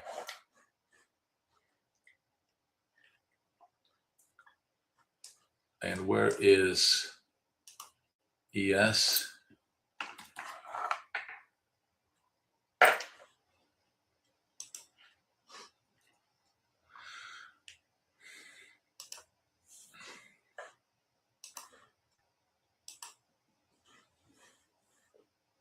S&P is, closing on 8,000.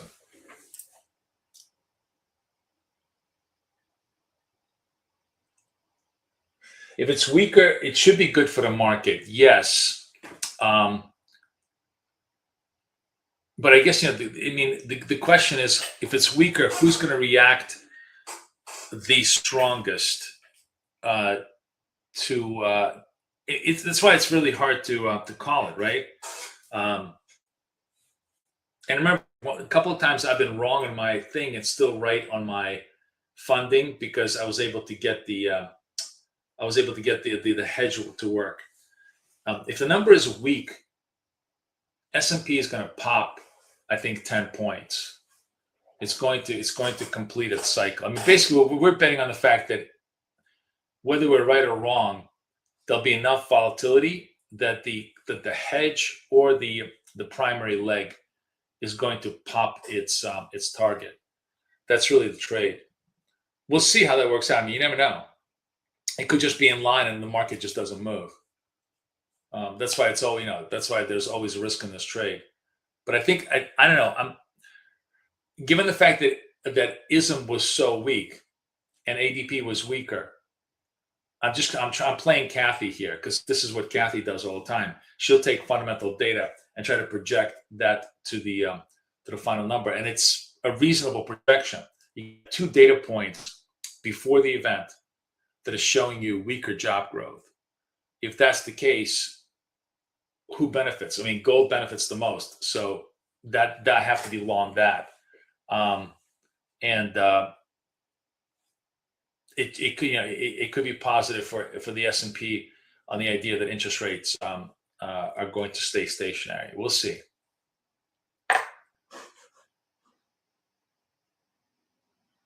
We will see how it plays out.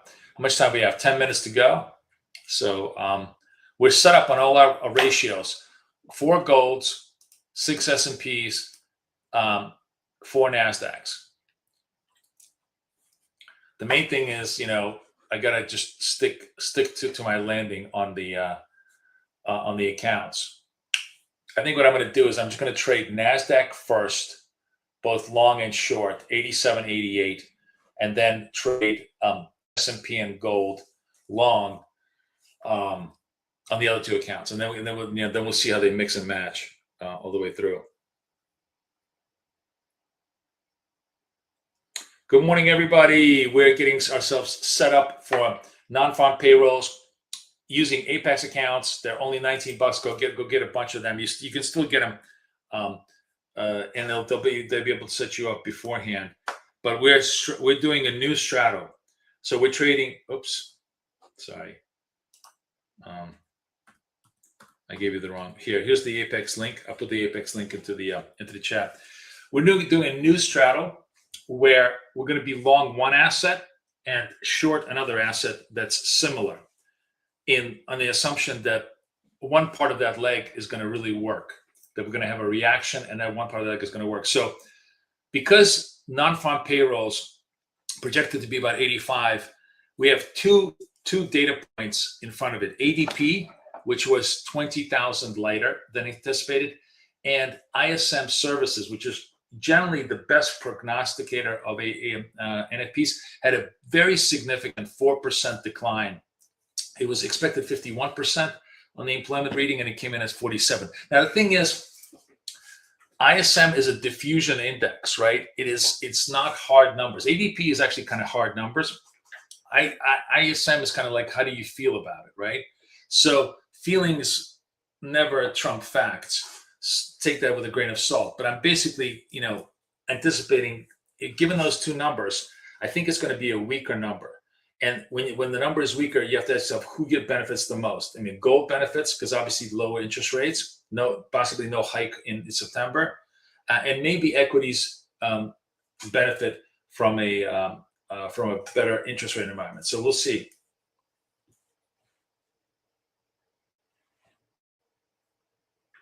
Yes, like you mean, do you want to be long Nasdaq in one account and short Nasdaq in the other account? That's definitely not kosher. That's really and it's just kind of stupid. I mean, you could do it. I think they may let you get away with it on. They're certainly not going to let you get away with it on funded, but they may let you get away with it on it. It's just stupid. That's not even trading.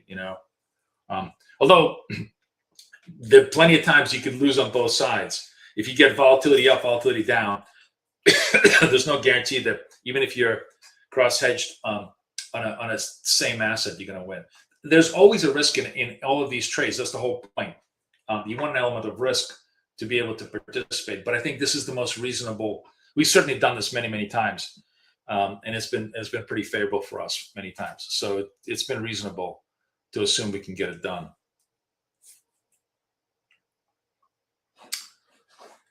Six minutes left. When the clock hits 7:29, I'm going to start laying positions on. Okay.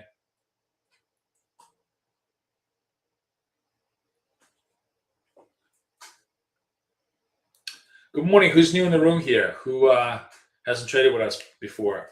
Come say hi. I see a lot of new people coming in. Everybody bunching in for the non-farm payrolls. Like the Super Bowl of trading every single month, or FIFA Cup.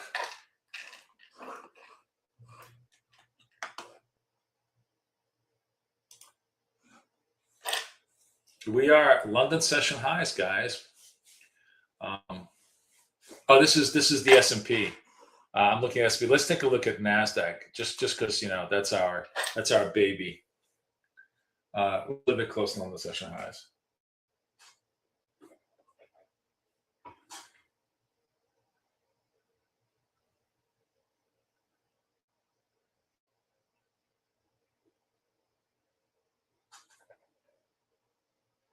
Yeah.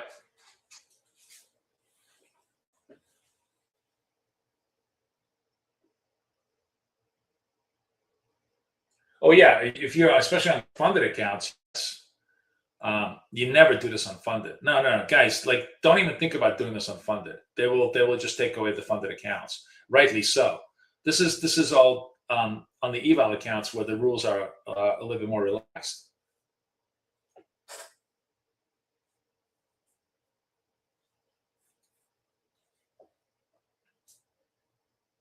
Anyways, guys, do what you want. We do this like every month, so we have a good time with it. Most of the months this works. Some of the months it doesn't. I'm not advocating it. I'm just simply showing what I'm doing in my accounts here.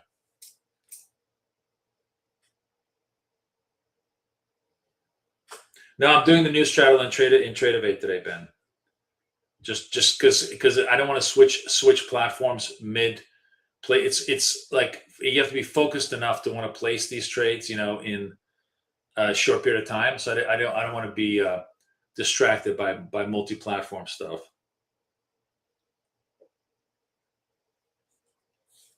We will trade wall charts post event for sure.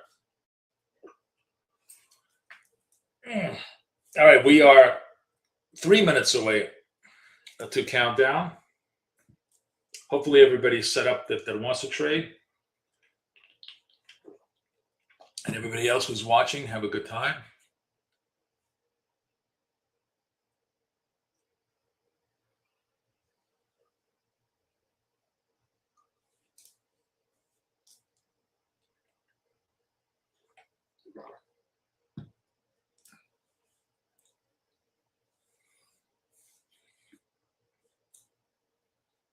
Around 7:29, I'm going to start placing the trades. And I'm going to do, so my strategy, yours can be absolutely the opposite if you want it to be. I'm going to be short NQs, long ESs and long golds on the supposition that the number is going to be weak. We'll see if that works out. But I'm betting on the idea that AP being weak, ISM services being weak, leads us to a downward surprise. We'll see. We'll see if I'm right. So I want to trade the 87 account as my first, 88 is the second. Those are going to be NQ trades to the short side, and then we'll move over to the ES account, and then we're going to move over to the gold account.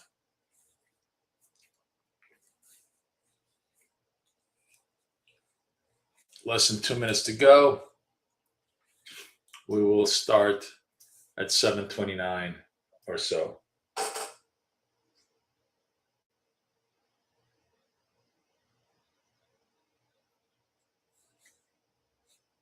Good morning, everybody. Good morning. Good morning.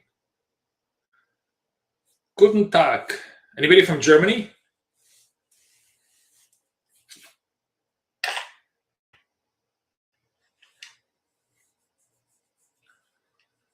Market's starting to pop up in front of it. They're starting to run the table. Okay, so NQ we're going to be short.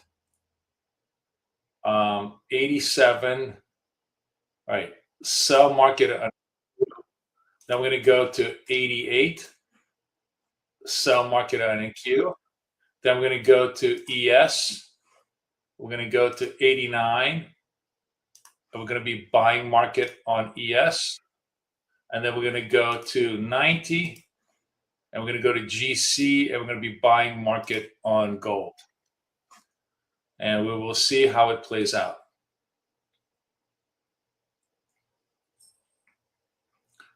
We have 30 seconds left before the data is released, and we're going to see how it plays out.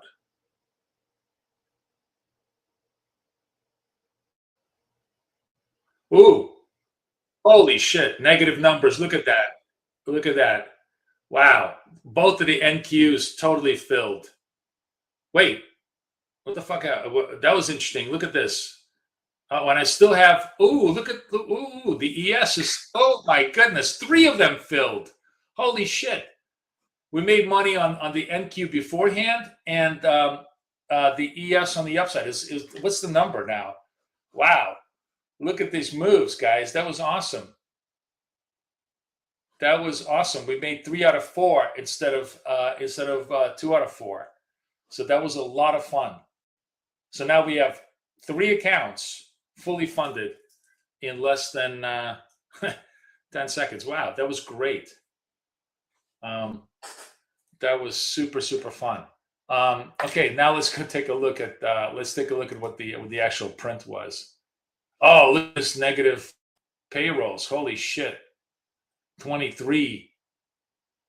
Yeah, really, really bad numbers. And then of course they start rallying it because that means it's zero interest rate. So it's sort of like played out in that perfect thing. Government payrolls was 53,000. Private was good though. It's actually positive numbers. Fuck this. It's basically government payrolls, the most useless jobs in the world, right? Thank God. That was a super interesting result. Participation rate is a little bit lower. Hourly was 33. How much was the payment? Where are the hourly earnings? Hourly earnings was not that good. That's 3.2. So that's not great. Average hourly earnings was 1 against 3. Interesting. Wow. Holy shit. What an interesting result. Wow.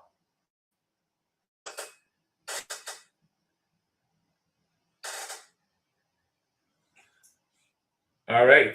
Well, look at this. Everybody getting themselves funded. Nice to see everybody getting funded. But that is a crazy ass result, guys. So negative unemployment, all because of government work, which is positive news. Hours payment a little bit slowed down. That's not quite good. And participation just a little bit weaker. So, I mean, overall, it's interesting. I mean, overall, it's actually a Goldilocks scenario. And, they are popping it, right? They are popping it a little bit to the upside on the trade. So So now we can settle down. We can trade. Now we can actually trade the wealth charts accounts, which I really love trading. And we'll take a look at what we can do here on wealth charts.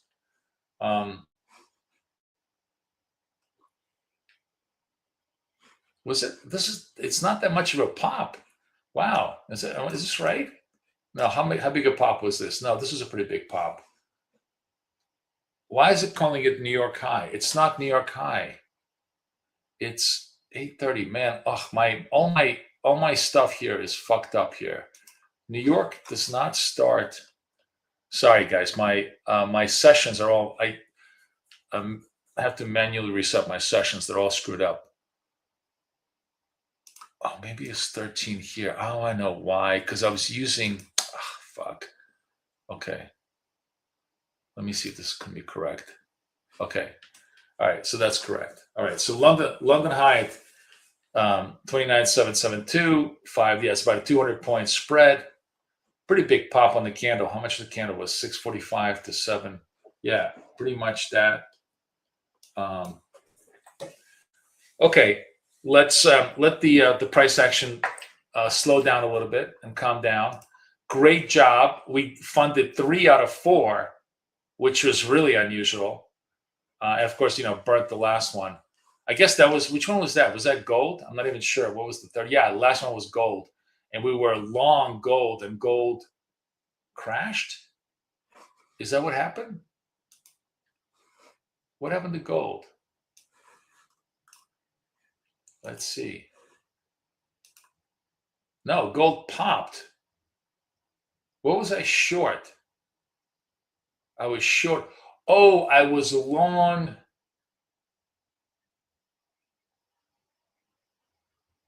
Oh, yeah. Oh, you can see it over here. 73 to.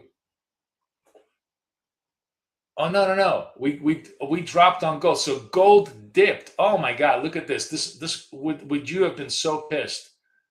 Gold literally dipped, stopped us out.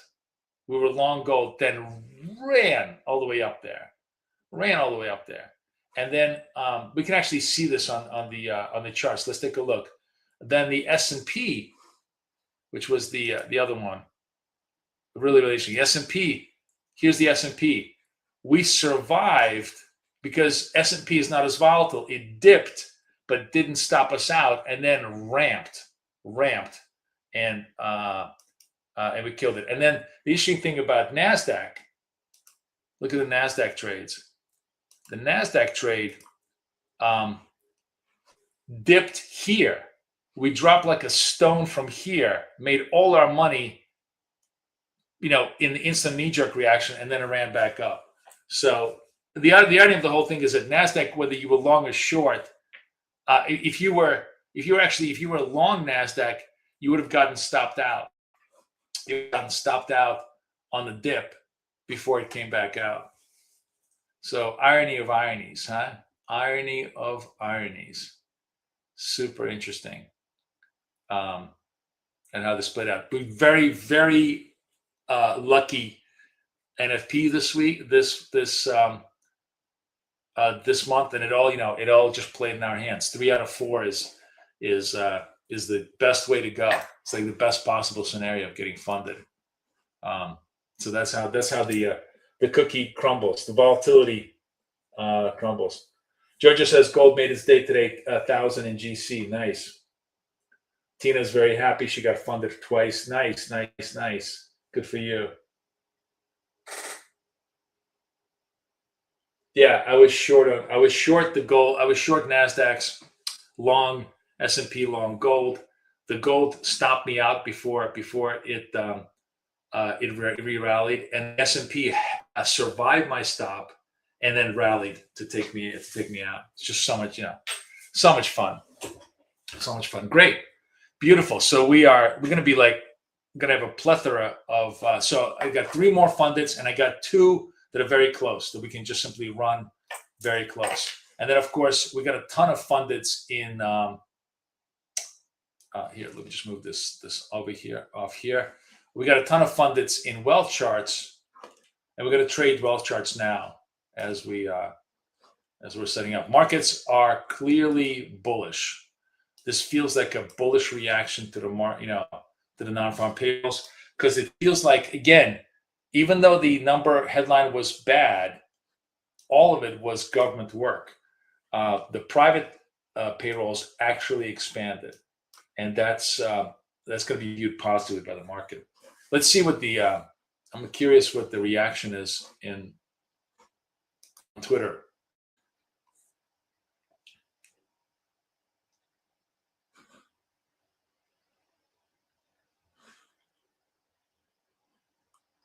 Yeah, so they're all reporting, big payroll miss, but nobody cares.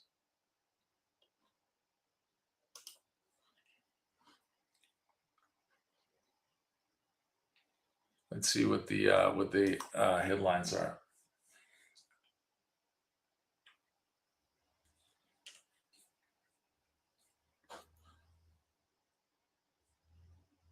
See, 44% for 57, right?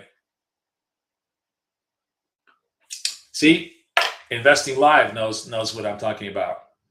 Job report isn't as bad. Huge loss in government jobs, and the employment rate is 4.1 versus 2, right?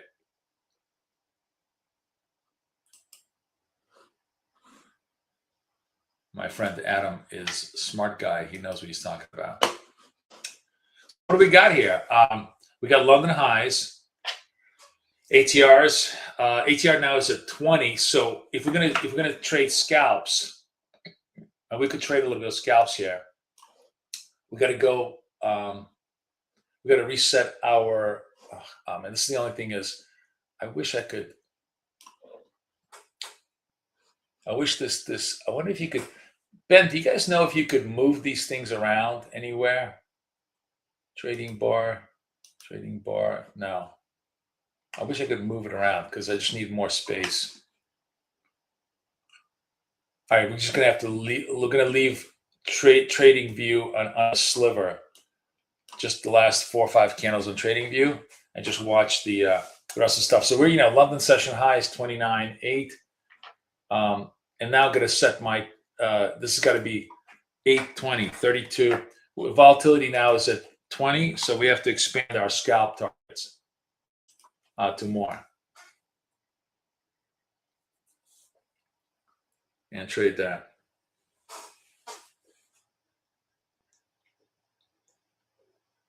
No, barely passed this 53,001. 53,100 is perfect.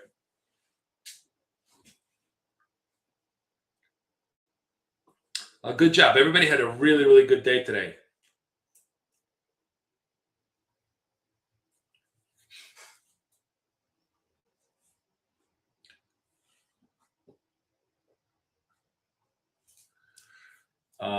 Okay. All right, so VWAP is at 600. Session highs over here. We don't have any signals because obviously it's just running. We'll stay patient with the trade. Next triangle, we're in the danger zone, which actually sets us up for really good scalp possibilities here. So if we get a triangle trade, red triangle trade against a bullish, this is a bullish tape, danger zone. These are all going to be buy to dip trades if everything stays as is. Do I do one and dones only on the NFPs? Generally, yes. The other one and done, the only other event that has that kind of potential, well, CPI for sure has it, but maybe sometimes GDP has it.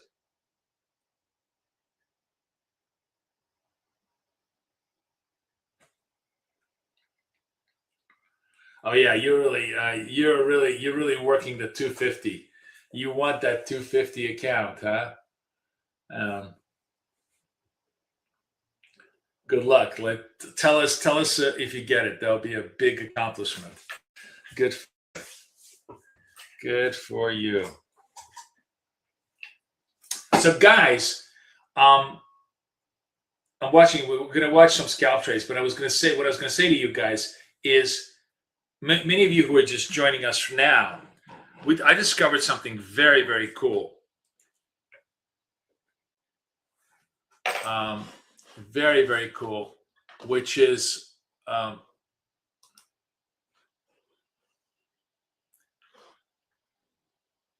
that in the video summarizer, the free tool that I made for you guys on Prop Trader Edge, let me put the link in there for you. The tool actually can summarize my live shows. And yesterday's live show, we had a really, really strong show. This thing summarizes not just the whole show and all of our winning trades and everything else, but literally every single setup that I talk about is totally summarized in here. And if you want to, you could simply just put that URL into the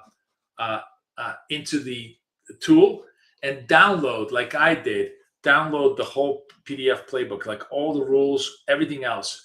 AI did an amazing job literally summarizing yesterday's session, which was our best trading session this week, probably our best trading session ever. And all of the important timestamps, everything else, you can watch it all on repeat. Really, really cool. You don't have to, even if you don't watch it, you can learn all of the setup rules that I used to do well. So, and it even this kind of a thing that's super important. I can't believe it totally picked it up. Not trading, not scalping above ATR 40 and so on and so forth. Just really, really cool stuff. So have fun. Okay, we got a triangle. This is going to be a scalp. We're going to be buyers on this thing. Tape is bullish. Climate is dangerous. Like I said, this is a buy to dip trade on this triangle trade. We needed to, obviously, the candle to close. So I'm just waiting patiently for it to close. But we're going to execute this first scalp trade post NFPs. And vol is 20, so we're trading 820. The structure here is going to be 820. 6, 7 seconds. 4, 5, 1, 2, buy.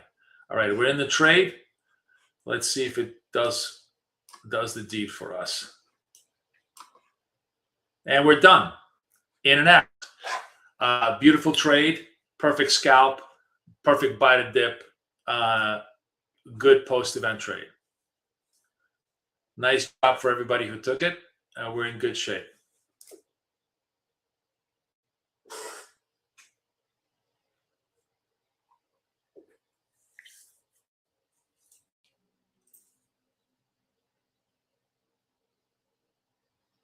Oh, just did my add the money setup. Boris added 2 more and now got 10. Now I'm going to have 10 PAs working. That's great. That's great.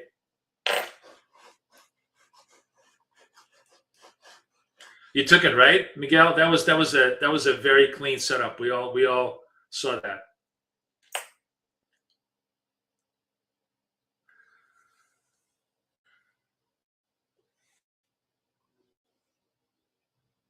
Yes, Tim, previous day high, previous day low, very important. And over this weekend, I'm going to add 2 levels to the trading view indicator.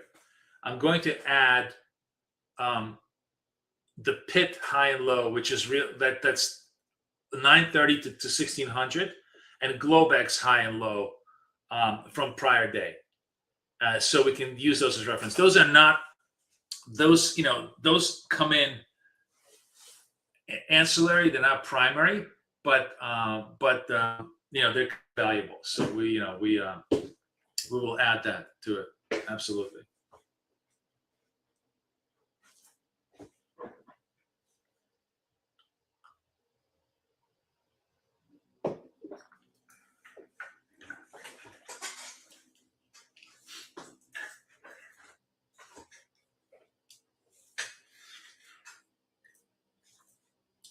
So nice clean trade. Now we're probably going to stall a little bit in front of the New York Open, and then the volatility in New York Open is going to be the next opportunity for us to do this. And then I actually want to we may want to I really want to trade what do you call it? Some of the positional stuff. post New York trade. Good job, Keith. Good job, everybody. Good job, everybody. Good morning. A lot of new people in the room. Say hello to me. Do you want, if I get 5+1s, and it has to be from people who are not our regular traders, so I'm not counting those +1s. If I get 5+1s in the room, I'll give you the link to the BK Dots PDF so that you can see, you can actually see our rules. And I'm actually going to make the PDF from yesterday's live session. I'm going to make that PDF available for download for everybody, along with the BK Dots. I'm just going to drop it into the same thing, and I'll do it over the weekend. So you'll be able to, like, I can't believe how good a lesson summary that was of our best trading session. And it really explains everything that we want to do.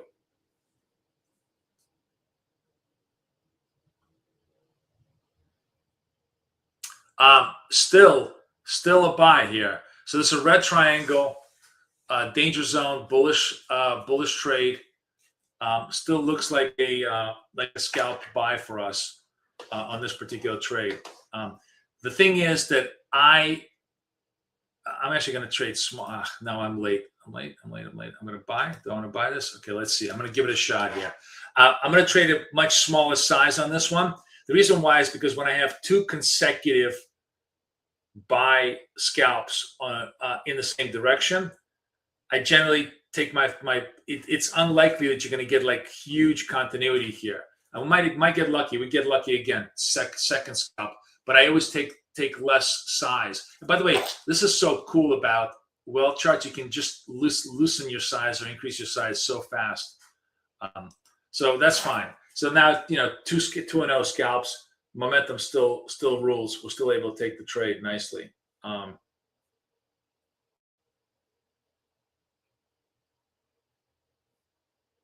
Yep.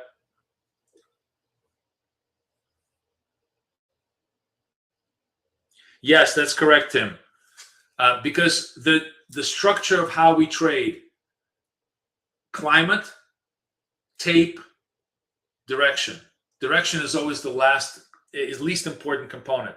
So if tape is bullish, direction is bearish, we go bullish. We go buy. We go buy. That's why it works, because it's actually the direction being bearish is a huge opportunity. It's a sell off. It's a buy to dip. It's a buy to dip opportunity. And we're blowing through the 2,800. You know what's interesting, guys? It feels like they want to take it to 30,000. I think we see 30,000 in New York today, maybe even beforehand, because this is ultimately an uber bullish report. Even though, of course, everybody in the press is going to go, "Oh, it's horrible." Private employment was good.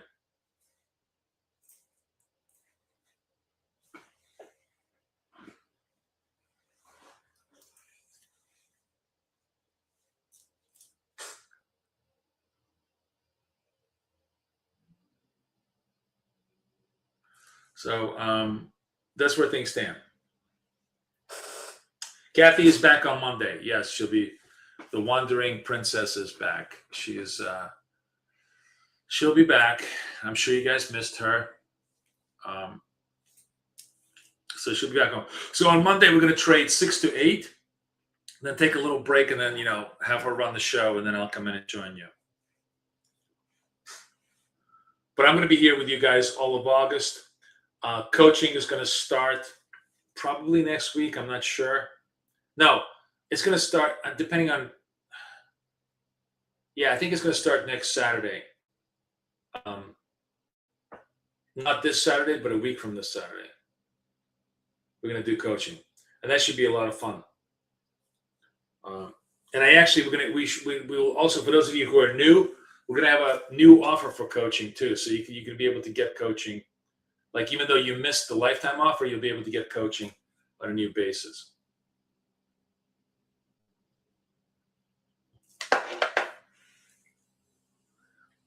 Oh, man. Good day today, huh? Good day, everybody. 3 funded. hitting all the scalps. My work is done. Although I think today's going to be a great trading day. Just going to be a lot of fun to trade today across all the accounts.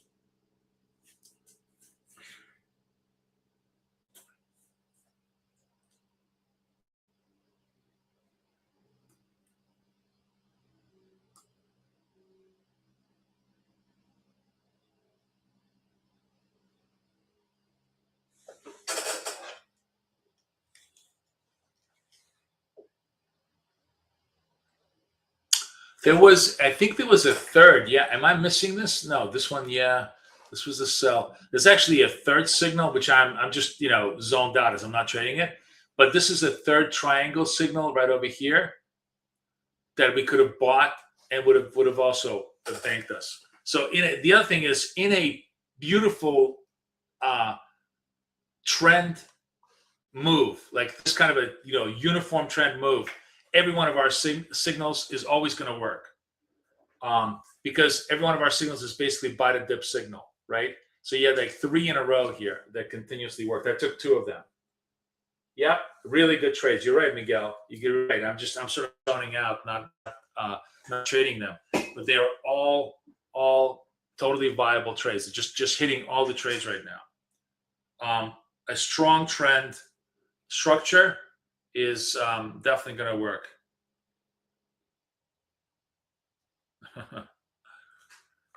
Hey guys, hang on just 1 second. I'll be right back. I just got to go check something out. I'll be right back.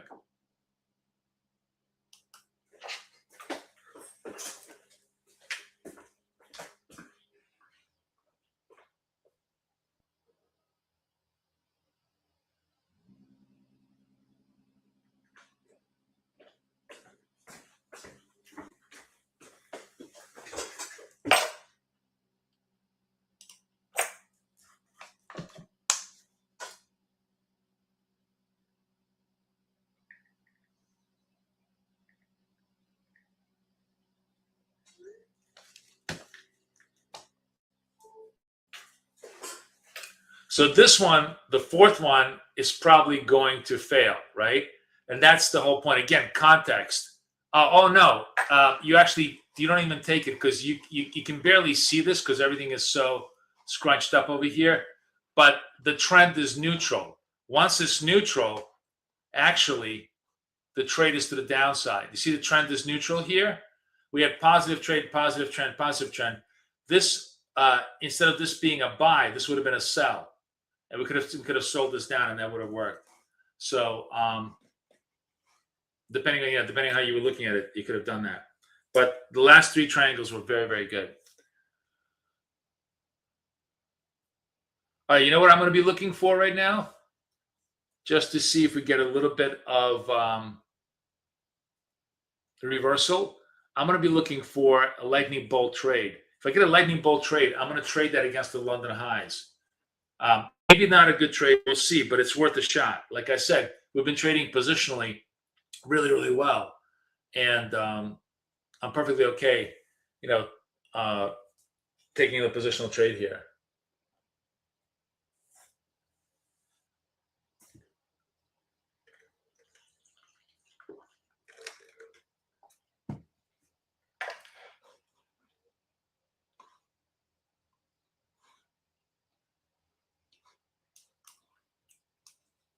So 1, 2, 3, and then 4 down.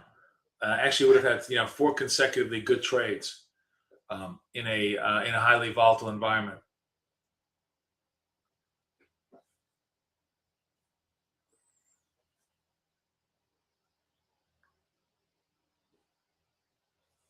Wonder what everybody's saying on Twitter, what the reactions are.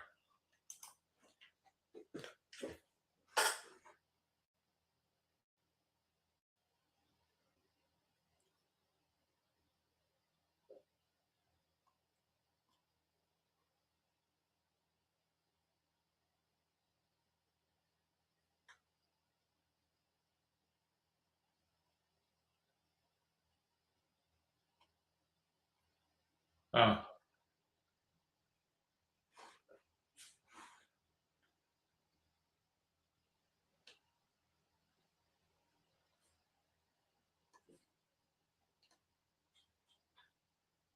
Oh, sorry.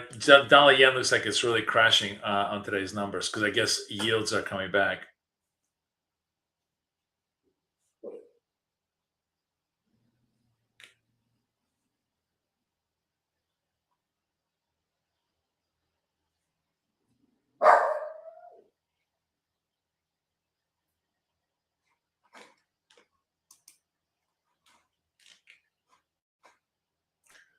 So you know what the headline is today?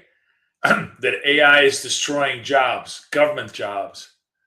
That's what it seems like. Um, we'll see.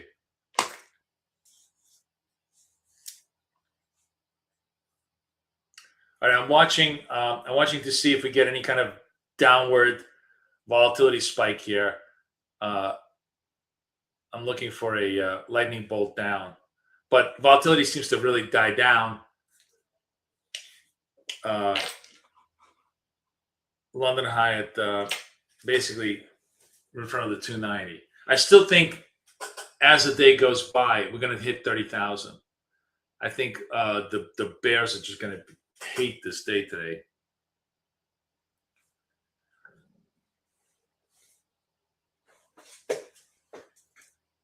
What do you guys think? You think 30,000, yes or no?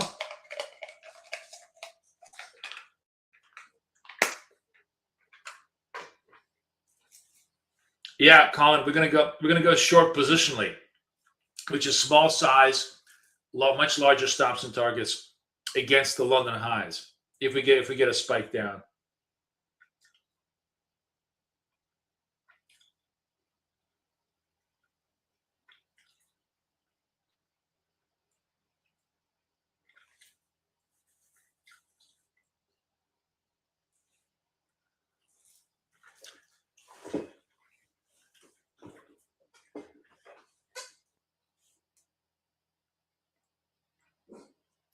So, guys, over the weekend, I'm going to make a new link off the BK Trader Tools website to download that PDF that from yesterday's live trading session because it's such a good teaching tool. It's better than the dot. The dots thing is great, for general knowledge, but for the very specific scalping structures, that thing has everything in it. Much better than what I have.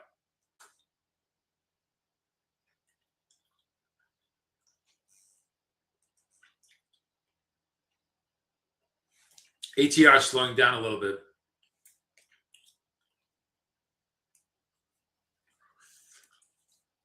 Oh, here we go. Spiky down.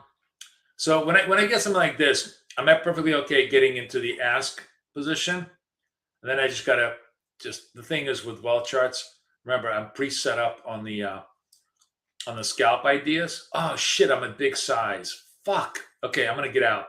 Shit, I don't want to do this. I want to get small size.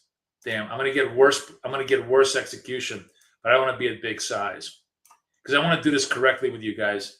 I don't want to run this because the whole idea is you want to trade small size but larger stops and targets. This would have made me more money, but it was a bad risk approach. So I will just great. Look how fast it was for me to adjust on wealth charts. It was so cool to adjust on wealth charts.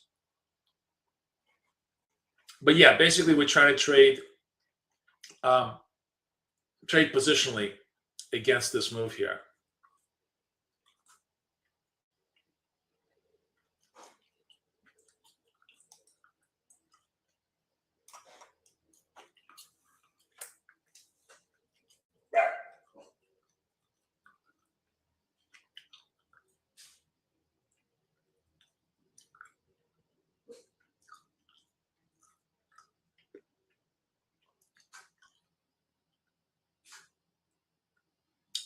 Hound Dog, how's your trading going today?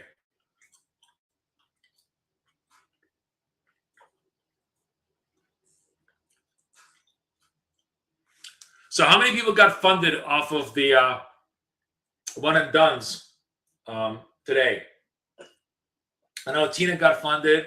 I know I saw Ben got funded. How many more? Give me a +1 if you got funded. I think Ira got funded, right?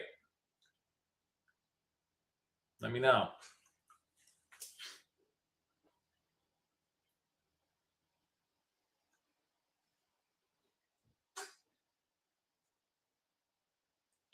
Tony got funded. Hey, I didn't see you. Tony, what'd you trade?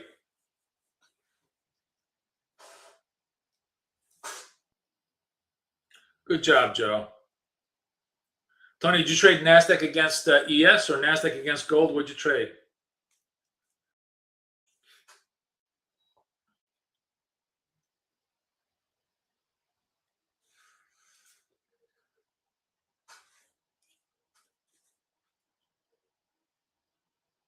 All right, we're getting close to my target. Getting close to my target. Come on. Flatten out. All right, I'll take it. I'm the worst person to hold positions. But another great tactical position, right? You can scalp or you can day trade, but both really play into the structure. I just love trading, contextual trades. Oh, NQ sell and S&P buy. Oh, didn't you get funded on both sides then? Because my S&P long worked and my NQ short worked.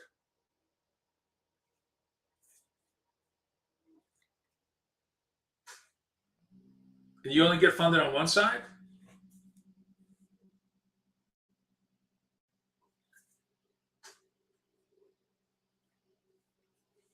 All right, who took that positional trade? Oh, that sucks. Who took that positional trade with me?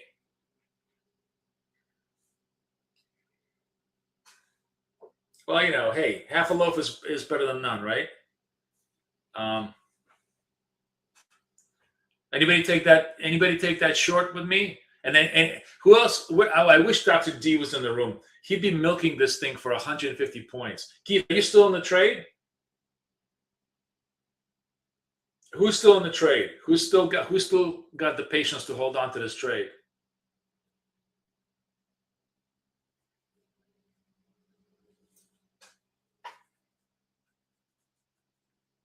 Yes. Keith is another one that can just hold him forever.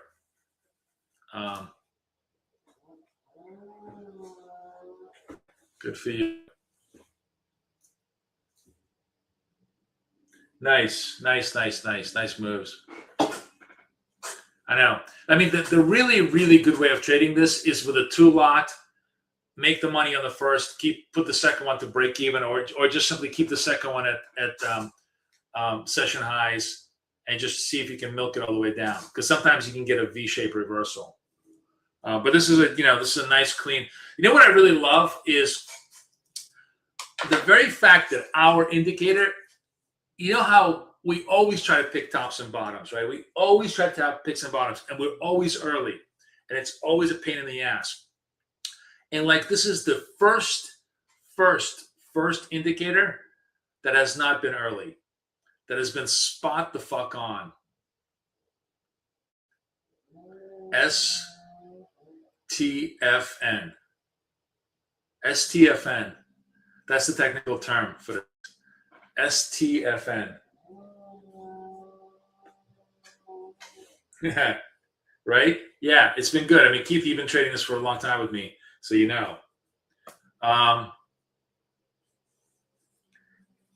So nice little sell-off here. Good entries. Took some money. And we actually doing really well. I'm let me see what I'm doing today. I'm not even keeping track of any of the scalps, but I think we did all the trading we did was in well charts. So I'll tell you what my trades are in well charts today.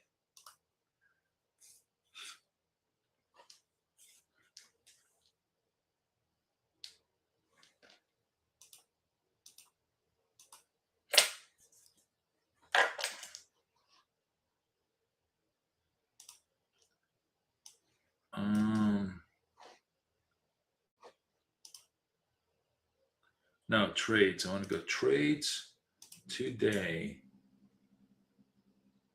Wow, today is the 7th. Jesus. Man, I can't believe August is flying by.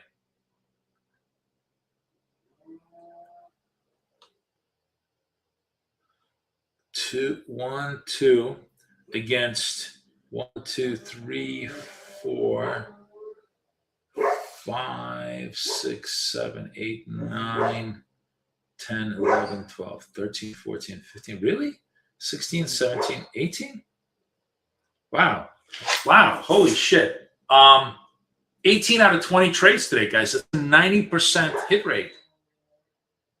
18 out of 20 trades today. No joke. No joke.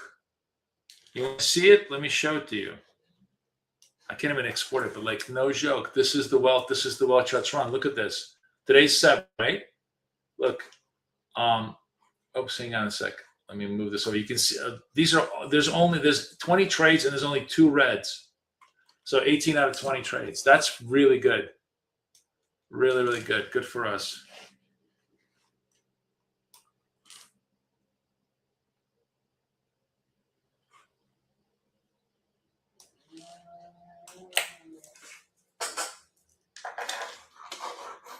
So again, yesterday's video fully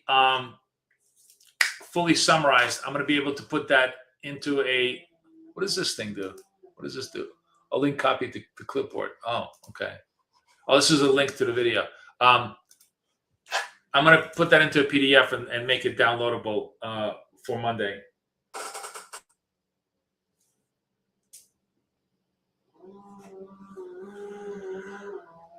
All right, we're in actually safe regime. That's we already missed the trade, so not a trade, but lightning bolt down, safe regime. Okay, we're gonna. What time is it? Well, it's about 10 minutes before the open. No trades really now until the open. I want to see how the open trades. We'll give it some time, and we'll play around with it. Oh, guys, do you guys hear like the saw, like the electrical saw?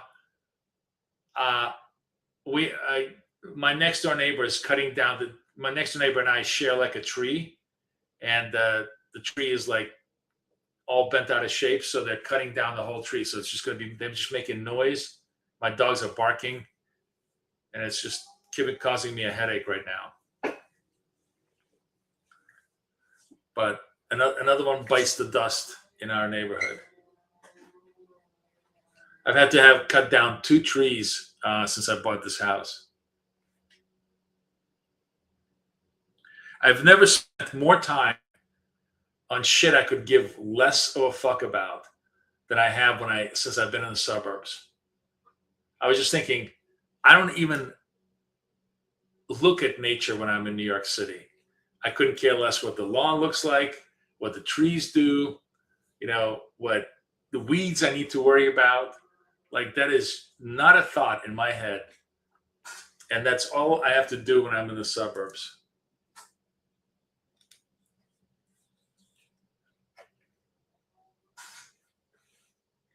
A tree grows in New Jersey, right? Exactly. All right, so we're about 100 unwind, not unusual. Be interesting to see if the market thinks this is going to be I still think it's going to be a buy up. This is just a sell in front, but we'll see. Maybe I'm wrong. Maybe people are getting bearish.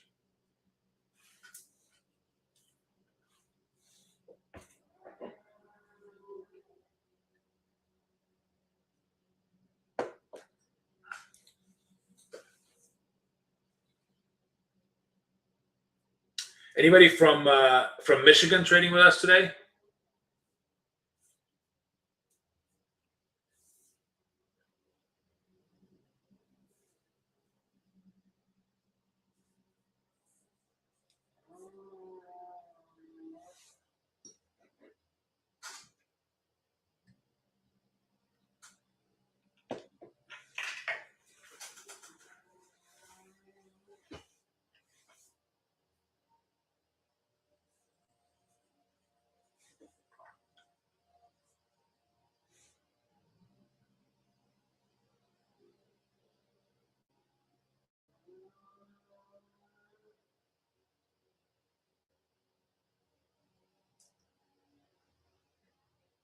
Hey, Keith, it's already 11 at night for you.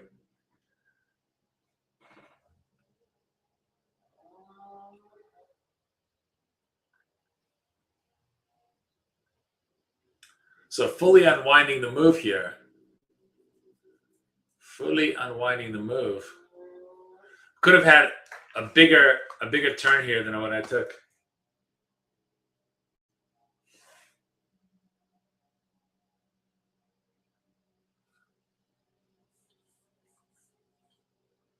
Wow, I can't believe it's such good results today in scalping.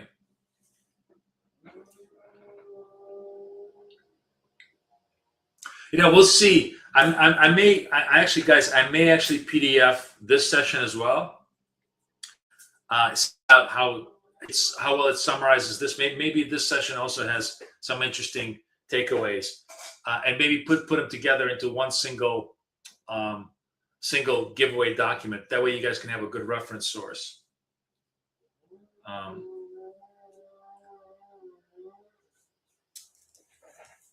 But honestly, yesterday's session was just really, really good for all the rules. One thing, this is just a quirk of the systems. Wealth Charts has a little bit of a different VWAP than TradingView does, but as the day goes by, they kind of converge.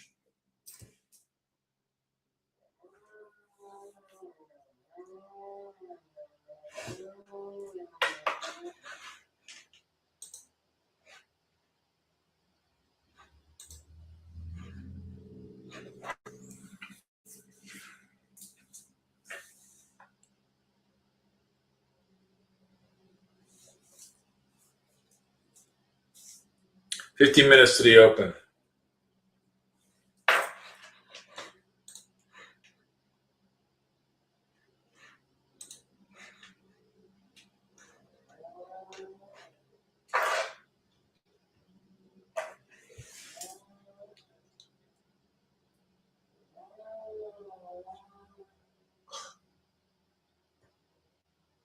The reason it's different is because it has to pull in data.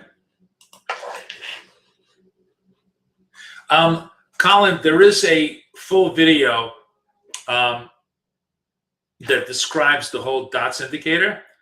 If you sign up for the indicator, let me give you the link. You can get it on a month by month basis, so it's not very expensive. And our partners sell the indicator have the video. It comes when you buy the indicator, you get the video. You have it. Okay, then you're good.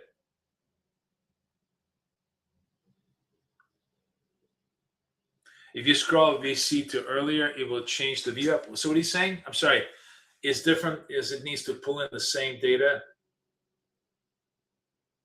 Wait, how? That makes no sense. If it needs to pull in the same data as TradingView, why would it be different? Oh, you're saying it's not pulling in the same data? So that's why it's calculating VWAP a little bit differently? I mean, it's not much of a difference. These are all general levels, right? We're just looking at general levels. But it's interesting. I mean, I wonder why the VWAPs are. They're always 20 points off, and then they converge.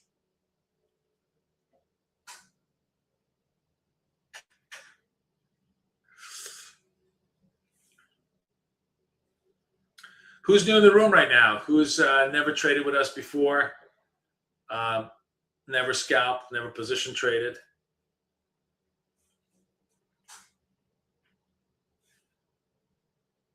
Reveal yourself. Only scalps. Oh, look at you. Look at you.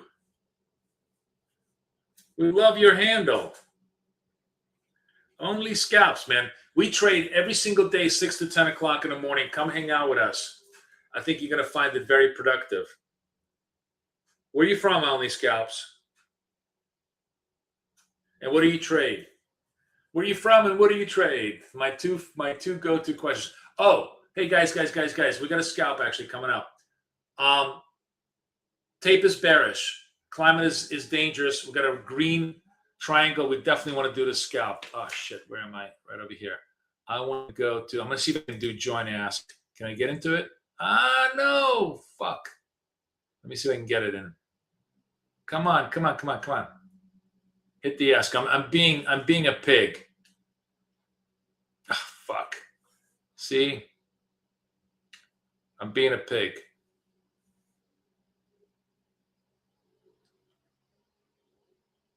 And did I get into the trade?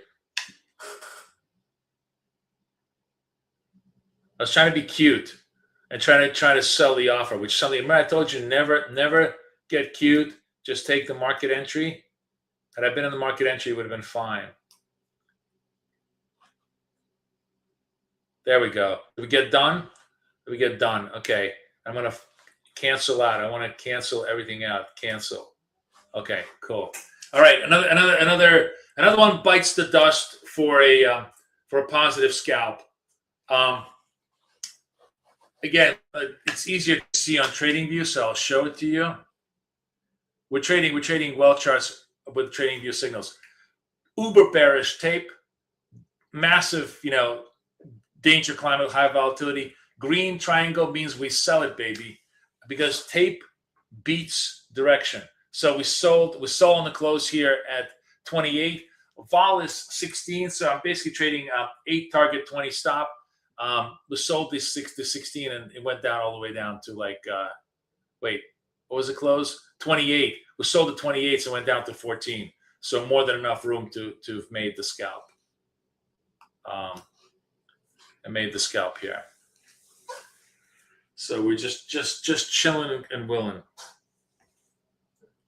Oh, Tampa, nice. Nice. We have a ton of Florida traders. I just need a BK Apple. My whole family lives in Florida. So, it's like my second home at this point. But on the Gold Coast, not the Gulf Coast. How many? I'm just curious, just for shits and giggles. How many people are from Florida in the room right now? I know there's a lot. Do you trade prop or do you trade your own account?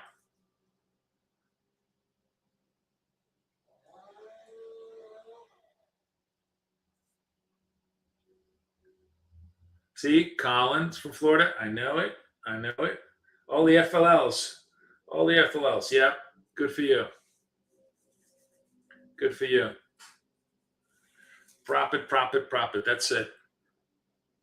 I feel like Florida is prop central. We had so much fun. We did a webinar in Boca last year, and I know Kate doesn't want to do it because she she hates the she thinks it's a pain in the ass, and it is a pain in the ass to set up a live event because you have to. There's just a huge amount of minuscule details you have to really work through. We did it at the Boca Marriott, but it was so much fun. We had such a good time. Like, I would do it just for the fun. Maybe I can convince her to do it again. I think it'd be really fun. And there was so many people that came from all over the place. People even flew in from the Caribbean to come hang out with us. It was a lot of fun. Maybe I can convince her to do it again. I think it was a lot of fun.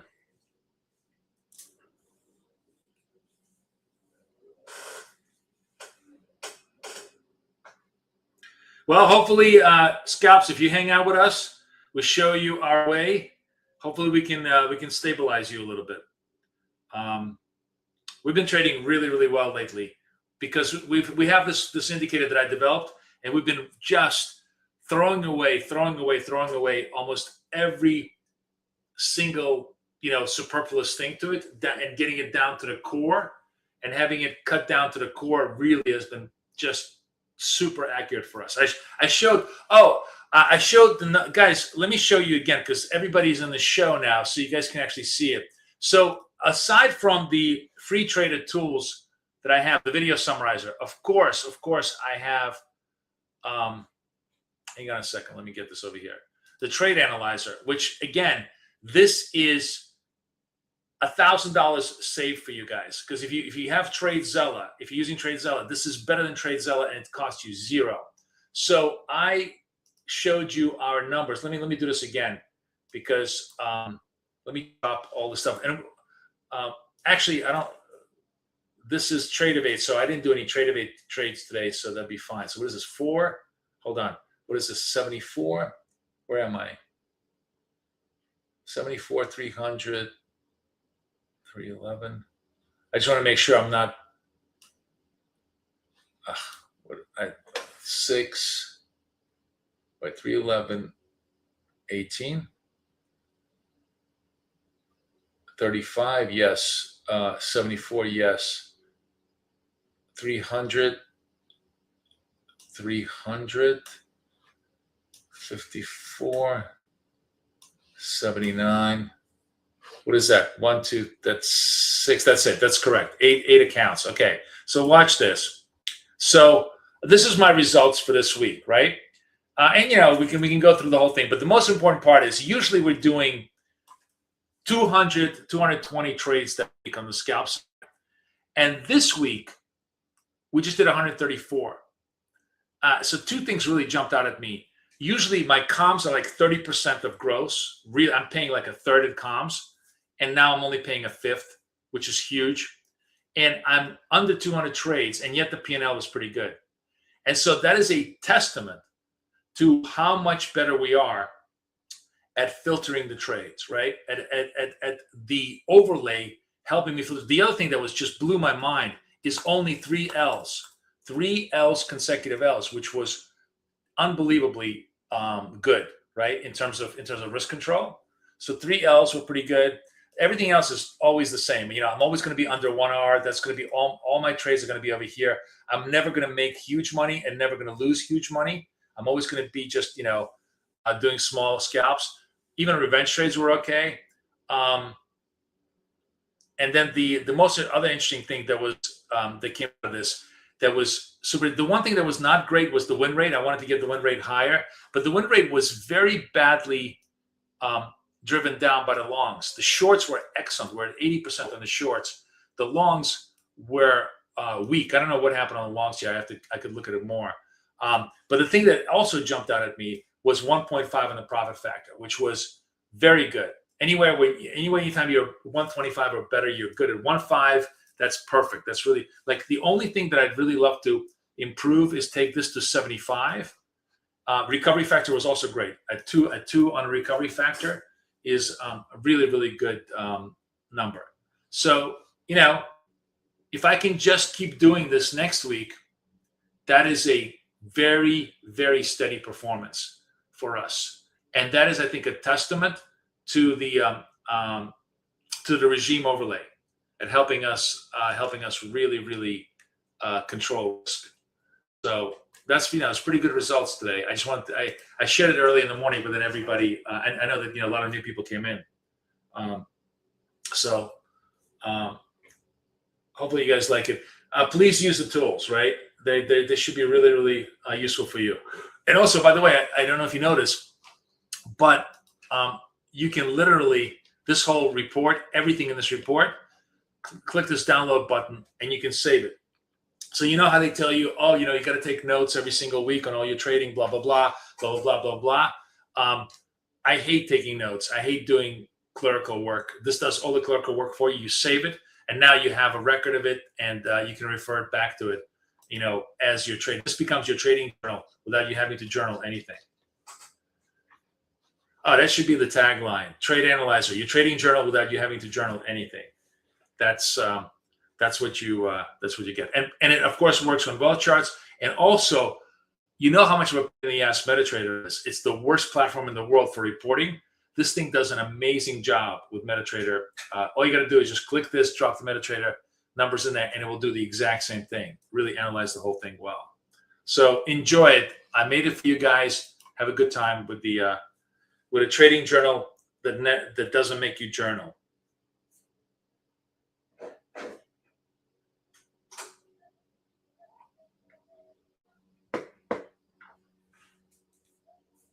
Does anybody use it?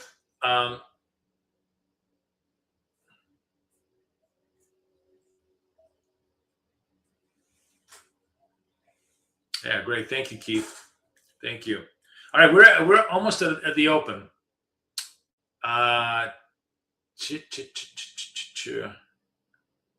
What time is it? 1 minute to the open. 1 minute to the open.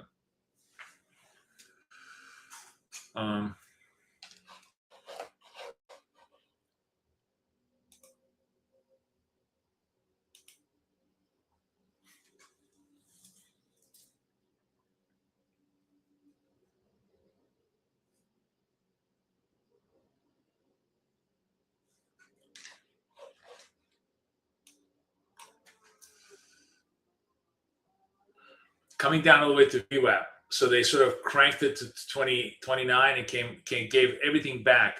This is a pretty good trading pre-NFP trading session. Usually we usually don't get any kind of movement, but we had a ramp up, ramp down as I don't know, hangover. People are feeling bad. We'll see. We'll see if they hold the VWAP, try to run it again. The next big area, of course, is going to be London lows. Hey, is Astrologer in the room? Astrologer, are you there, my friend? I'm just curious whether he's going to be, whether he thinks we're going to run the London lows. But London lows are right here. They're like staring us in the face here at 29. Right here. Seems natural to want to run them, but we'll see if they hold it in front of us. I don't know, Gilberto. I know as much as you do, or as much as anybody does. I don't try to predict where NQ is going to go. I think it might go to 30,000 just to piss off the shorts, but I could be 100% wrong.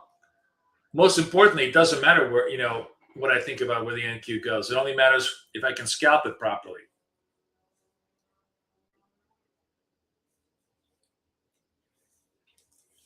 All right, we're on the open. Not much vol in the open because I guess all the vol happened pre-open. So we'll see how it plays out. And I got to adjust this on the New York high, New York lows.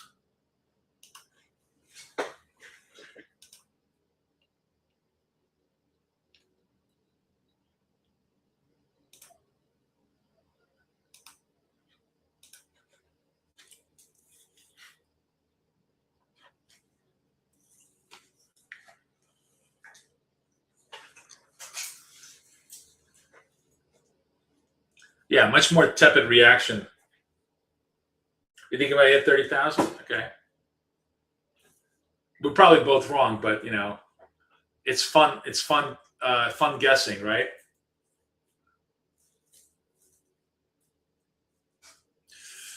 Wow.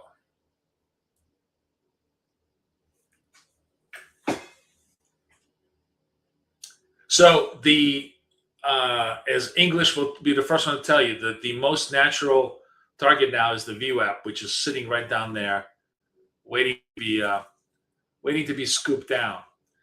We're obviously not trading first couple of minutes. Just let the price action go.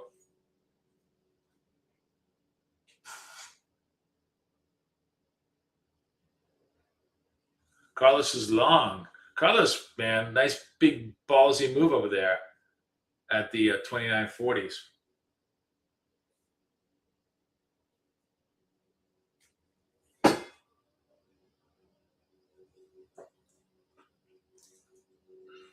Yeah, look at this, Carlos. You scooped it, baby. Wait, how'd you get it to 640? When were you at 40? When were you long? Before the event? Because it didn't hit 640. Did you mean 680?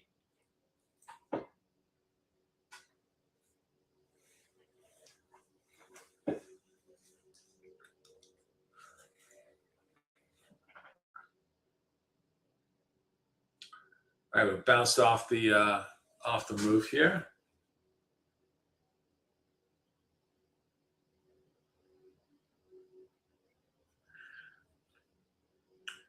Okay, so lightning bolt up. This is kind of giving us New York pump and dump move. I'm going to go long here on positional trade here, but this is a big positional trade. So I kind of, I got to be underneath. Oh, but I got done too fast. I was trying to move my stop. Again, I'm on my I'm in my scalp mode, so my stops and targets are too short.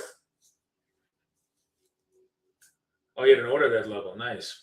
Anyways, that long, if you guys followed it positionally, really worked nicely. Unfortunately, I just got only a little bit of it, but it's still pretty good. That actually puts me like at 19 out of 21. Holy shit! I cannot believe I better stop trading. Wow, 90.4% trade, 19 out of 21. That is some awesome day. Three out of 4 accounts funded, 19 out of 21 for 90.4% hit rate today. Dudes, I think I earned my weekend. No?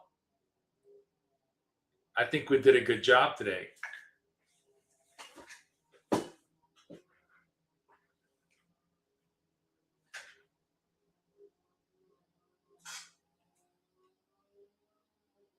Yeah, nice job, Keith. Nice job. You know what I really wish, and I keep saying this to Sean at Well Charts, like, tell me I'm wrong, guys. Like, what they need to do is fuck all these, tools over here, tools over there.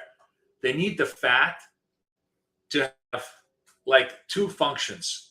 Give me last price, which it's not even that big a deal, but last price here would be nice to see.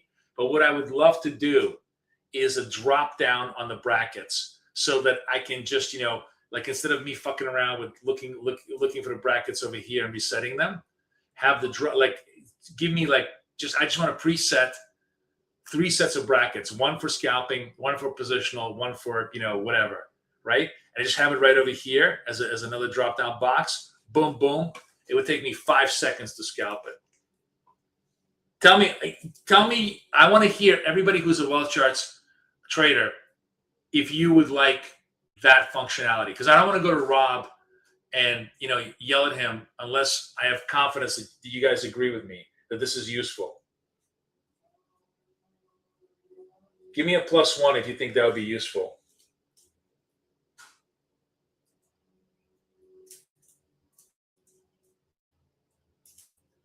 Yeah.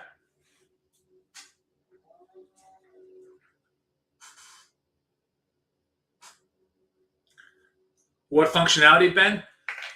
So fast action tool, right? Already has join bid, join ask, buy, sell. I want to drop down. I want a ability to preset, have a drop down menu of presets that I made myself. Maybe even the simple one, whatever. Just somewhere where I could save, scalp preset, like basically, +5, +10, +20, +40, that kind of, stop target presets, so that all I can do is I can quickly drop down, change my presets, and enter the trade, hit the trade, right? By the way, we're going down back to the VWAP. We basically failed the New York high. This is it. We got to go short, guys. We got to go short. But again, here's my problem. I'm in this trade, and I need, in order for me to kind of manually trade this, right? I need to readjust my numbers. This is a big move. So the correct stop should be like somewhere around here, but that's just going to give me too much volatility move. So I'm going to try and take this one as my initial trade and see if I can get the move to the downside. Yeah, it's working. It's working. I just missed my flatten. Come on, flatten me out. Flatten me. I'm going to flatten myself out.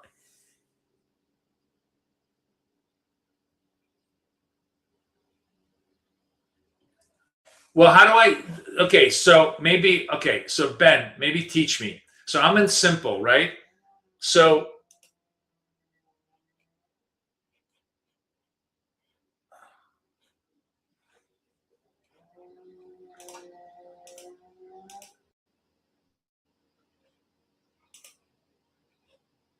okay, let's call it scalp. scalp low ATR, right? Let's just do that. And that would be, oh, it gives me size. Okay, but okay, I don't know. Let's just do 5, and I'll do 1640. Okay. Wait, hold on. What happened to my save? Apply? Oh.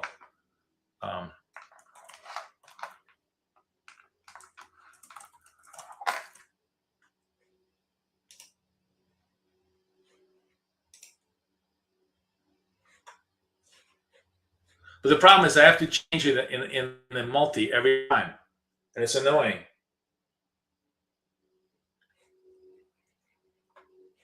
All right, let's just do this. Then I want to do scalp high ATR, just for argument's sake.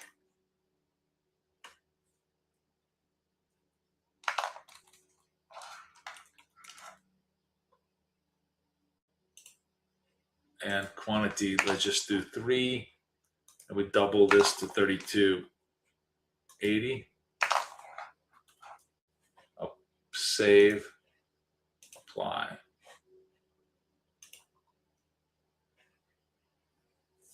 And then let's do positional.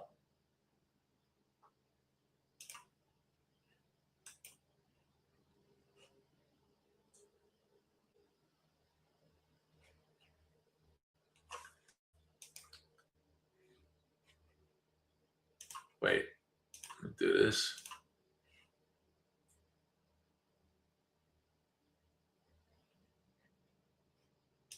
Let's see, positional is like, let's say 1, and it's going to be like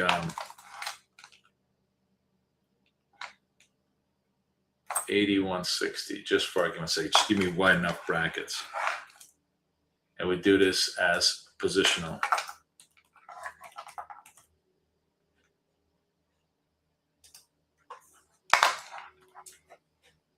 Save, apply.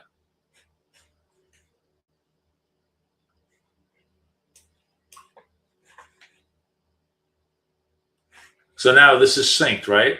Sync to top bar.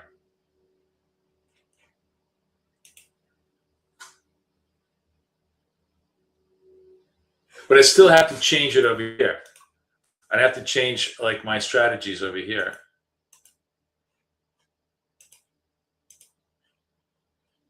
Wait, how do I? Where's the drop down menu for this thing? Why can't I?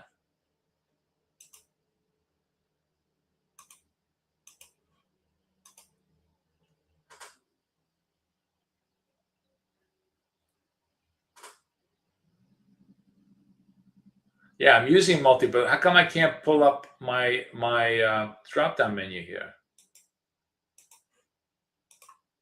Oh, here it is. I have to click inside here. Oh, that is so unintuitive.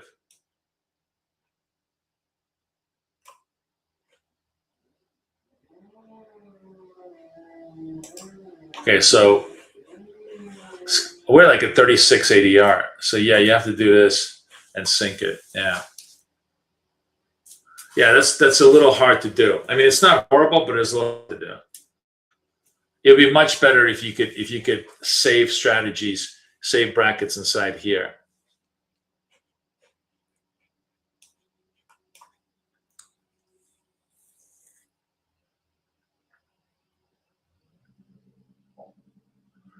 All right, where are we now? Tape is neutral. We're safe. We actually have lightning bolt trades. ATR is very close to my breaking limit at 40. So proceed with caution on the size of these trades. So like right now, if I'm going to set up my structure on the multi, scalp high ATR is fine. May even actually make it 2. Apply. Okay.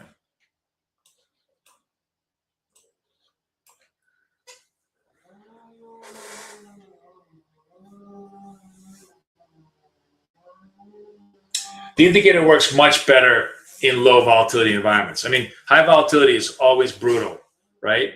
But the one thing we did to adjust was we doubled our stops and targets in high volatility. That's what, and basically the rule of thumb is above 40, you don't really want to scalp. But ATR is at 36 now, so it's really, really close to your, to the danger zone.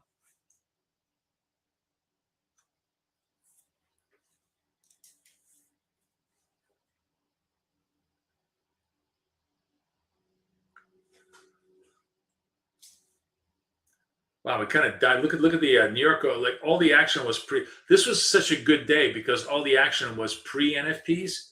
Usually, like after NFPs, market dies. But today, the market really really came alive pre NFPs.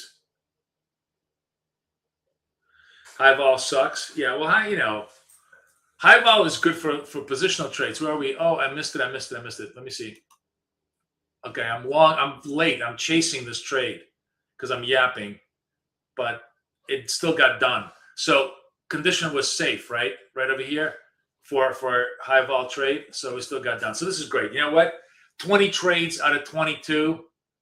I will fucking take it. I think I'm done for the day, guys. That was not bad. Holy shit. I'm almost at 51.7. I only got $1,300 to take this to target. Nice. Like ones and twos, basically. All right, I think we did we did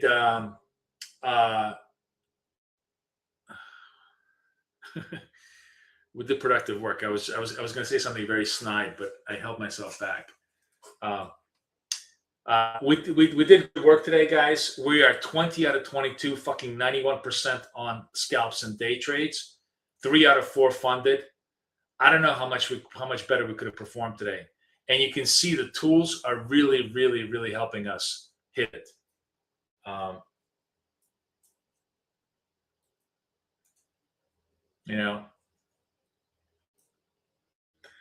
If it's not showing you lightning bolt, make sure that it's configured. It should go into the parameters. And what you want is called the big, let me show you. Show big body markers right over here. It's the big body, big boy markers right over here.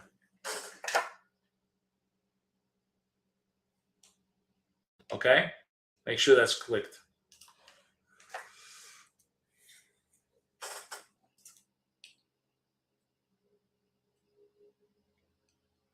What strategy PDF are you talking about, Ben?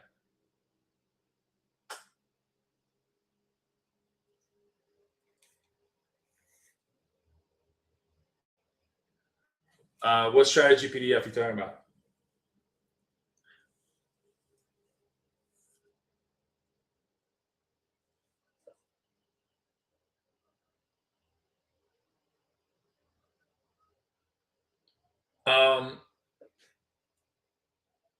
That one was emailed to everyone who's lifetime.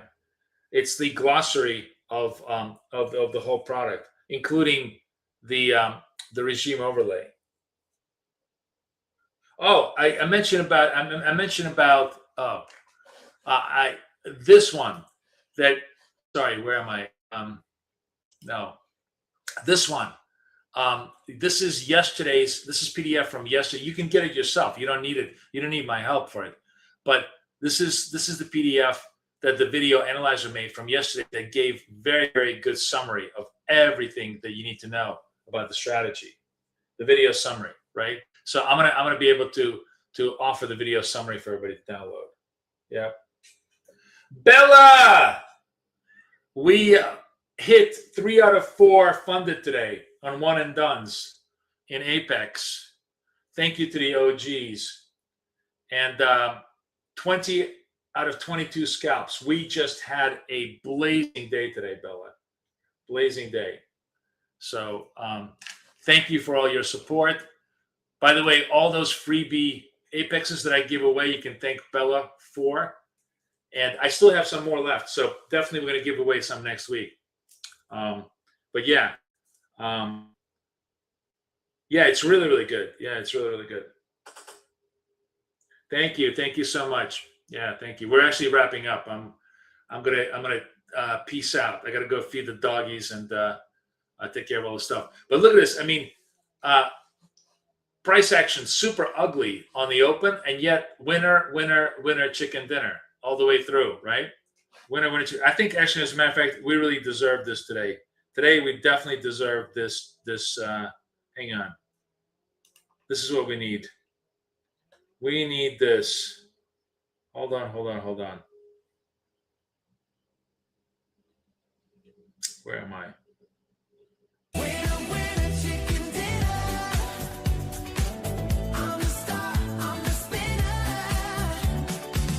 I think this is the perfect way to go out this weekend.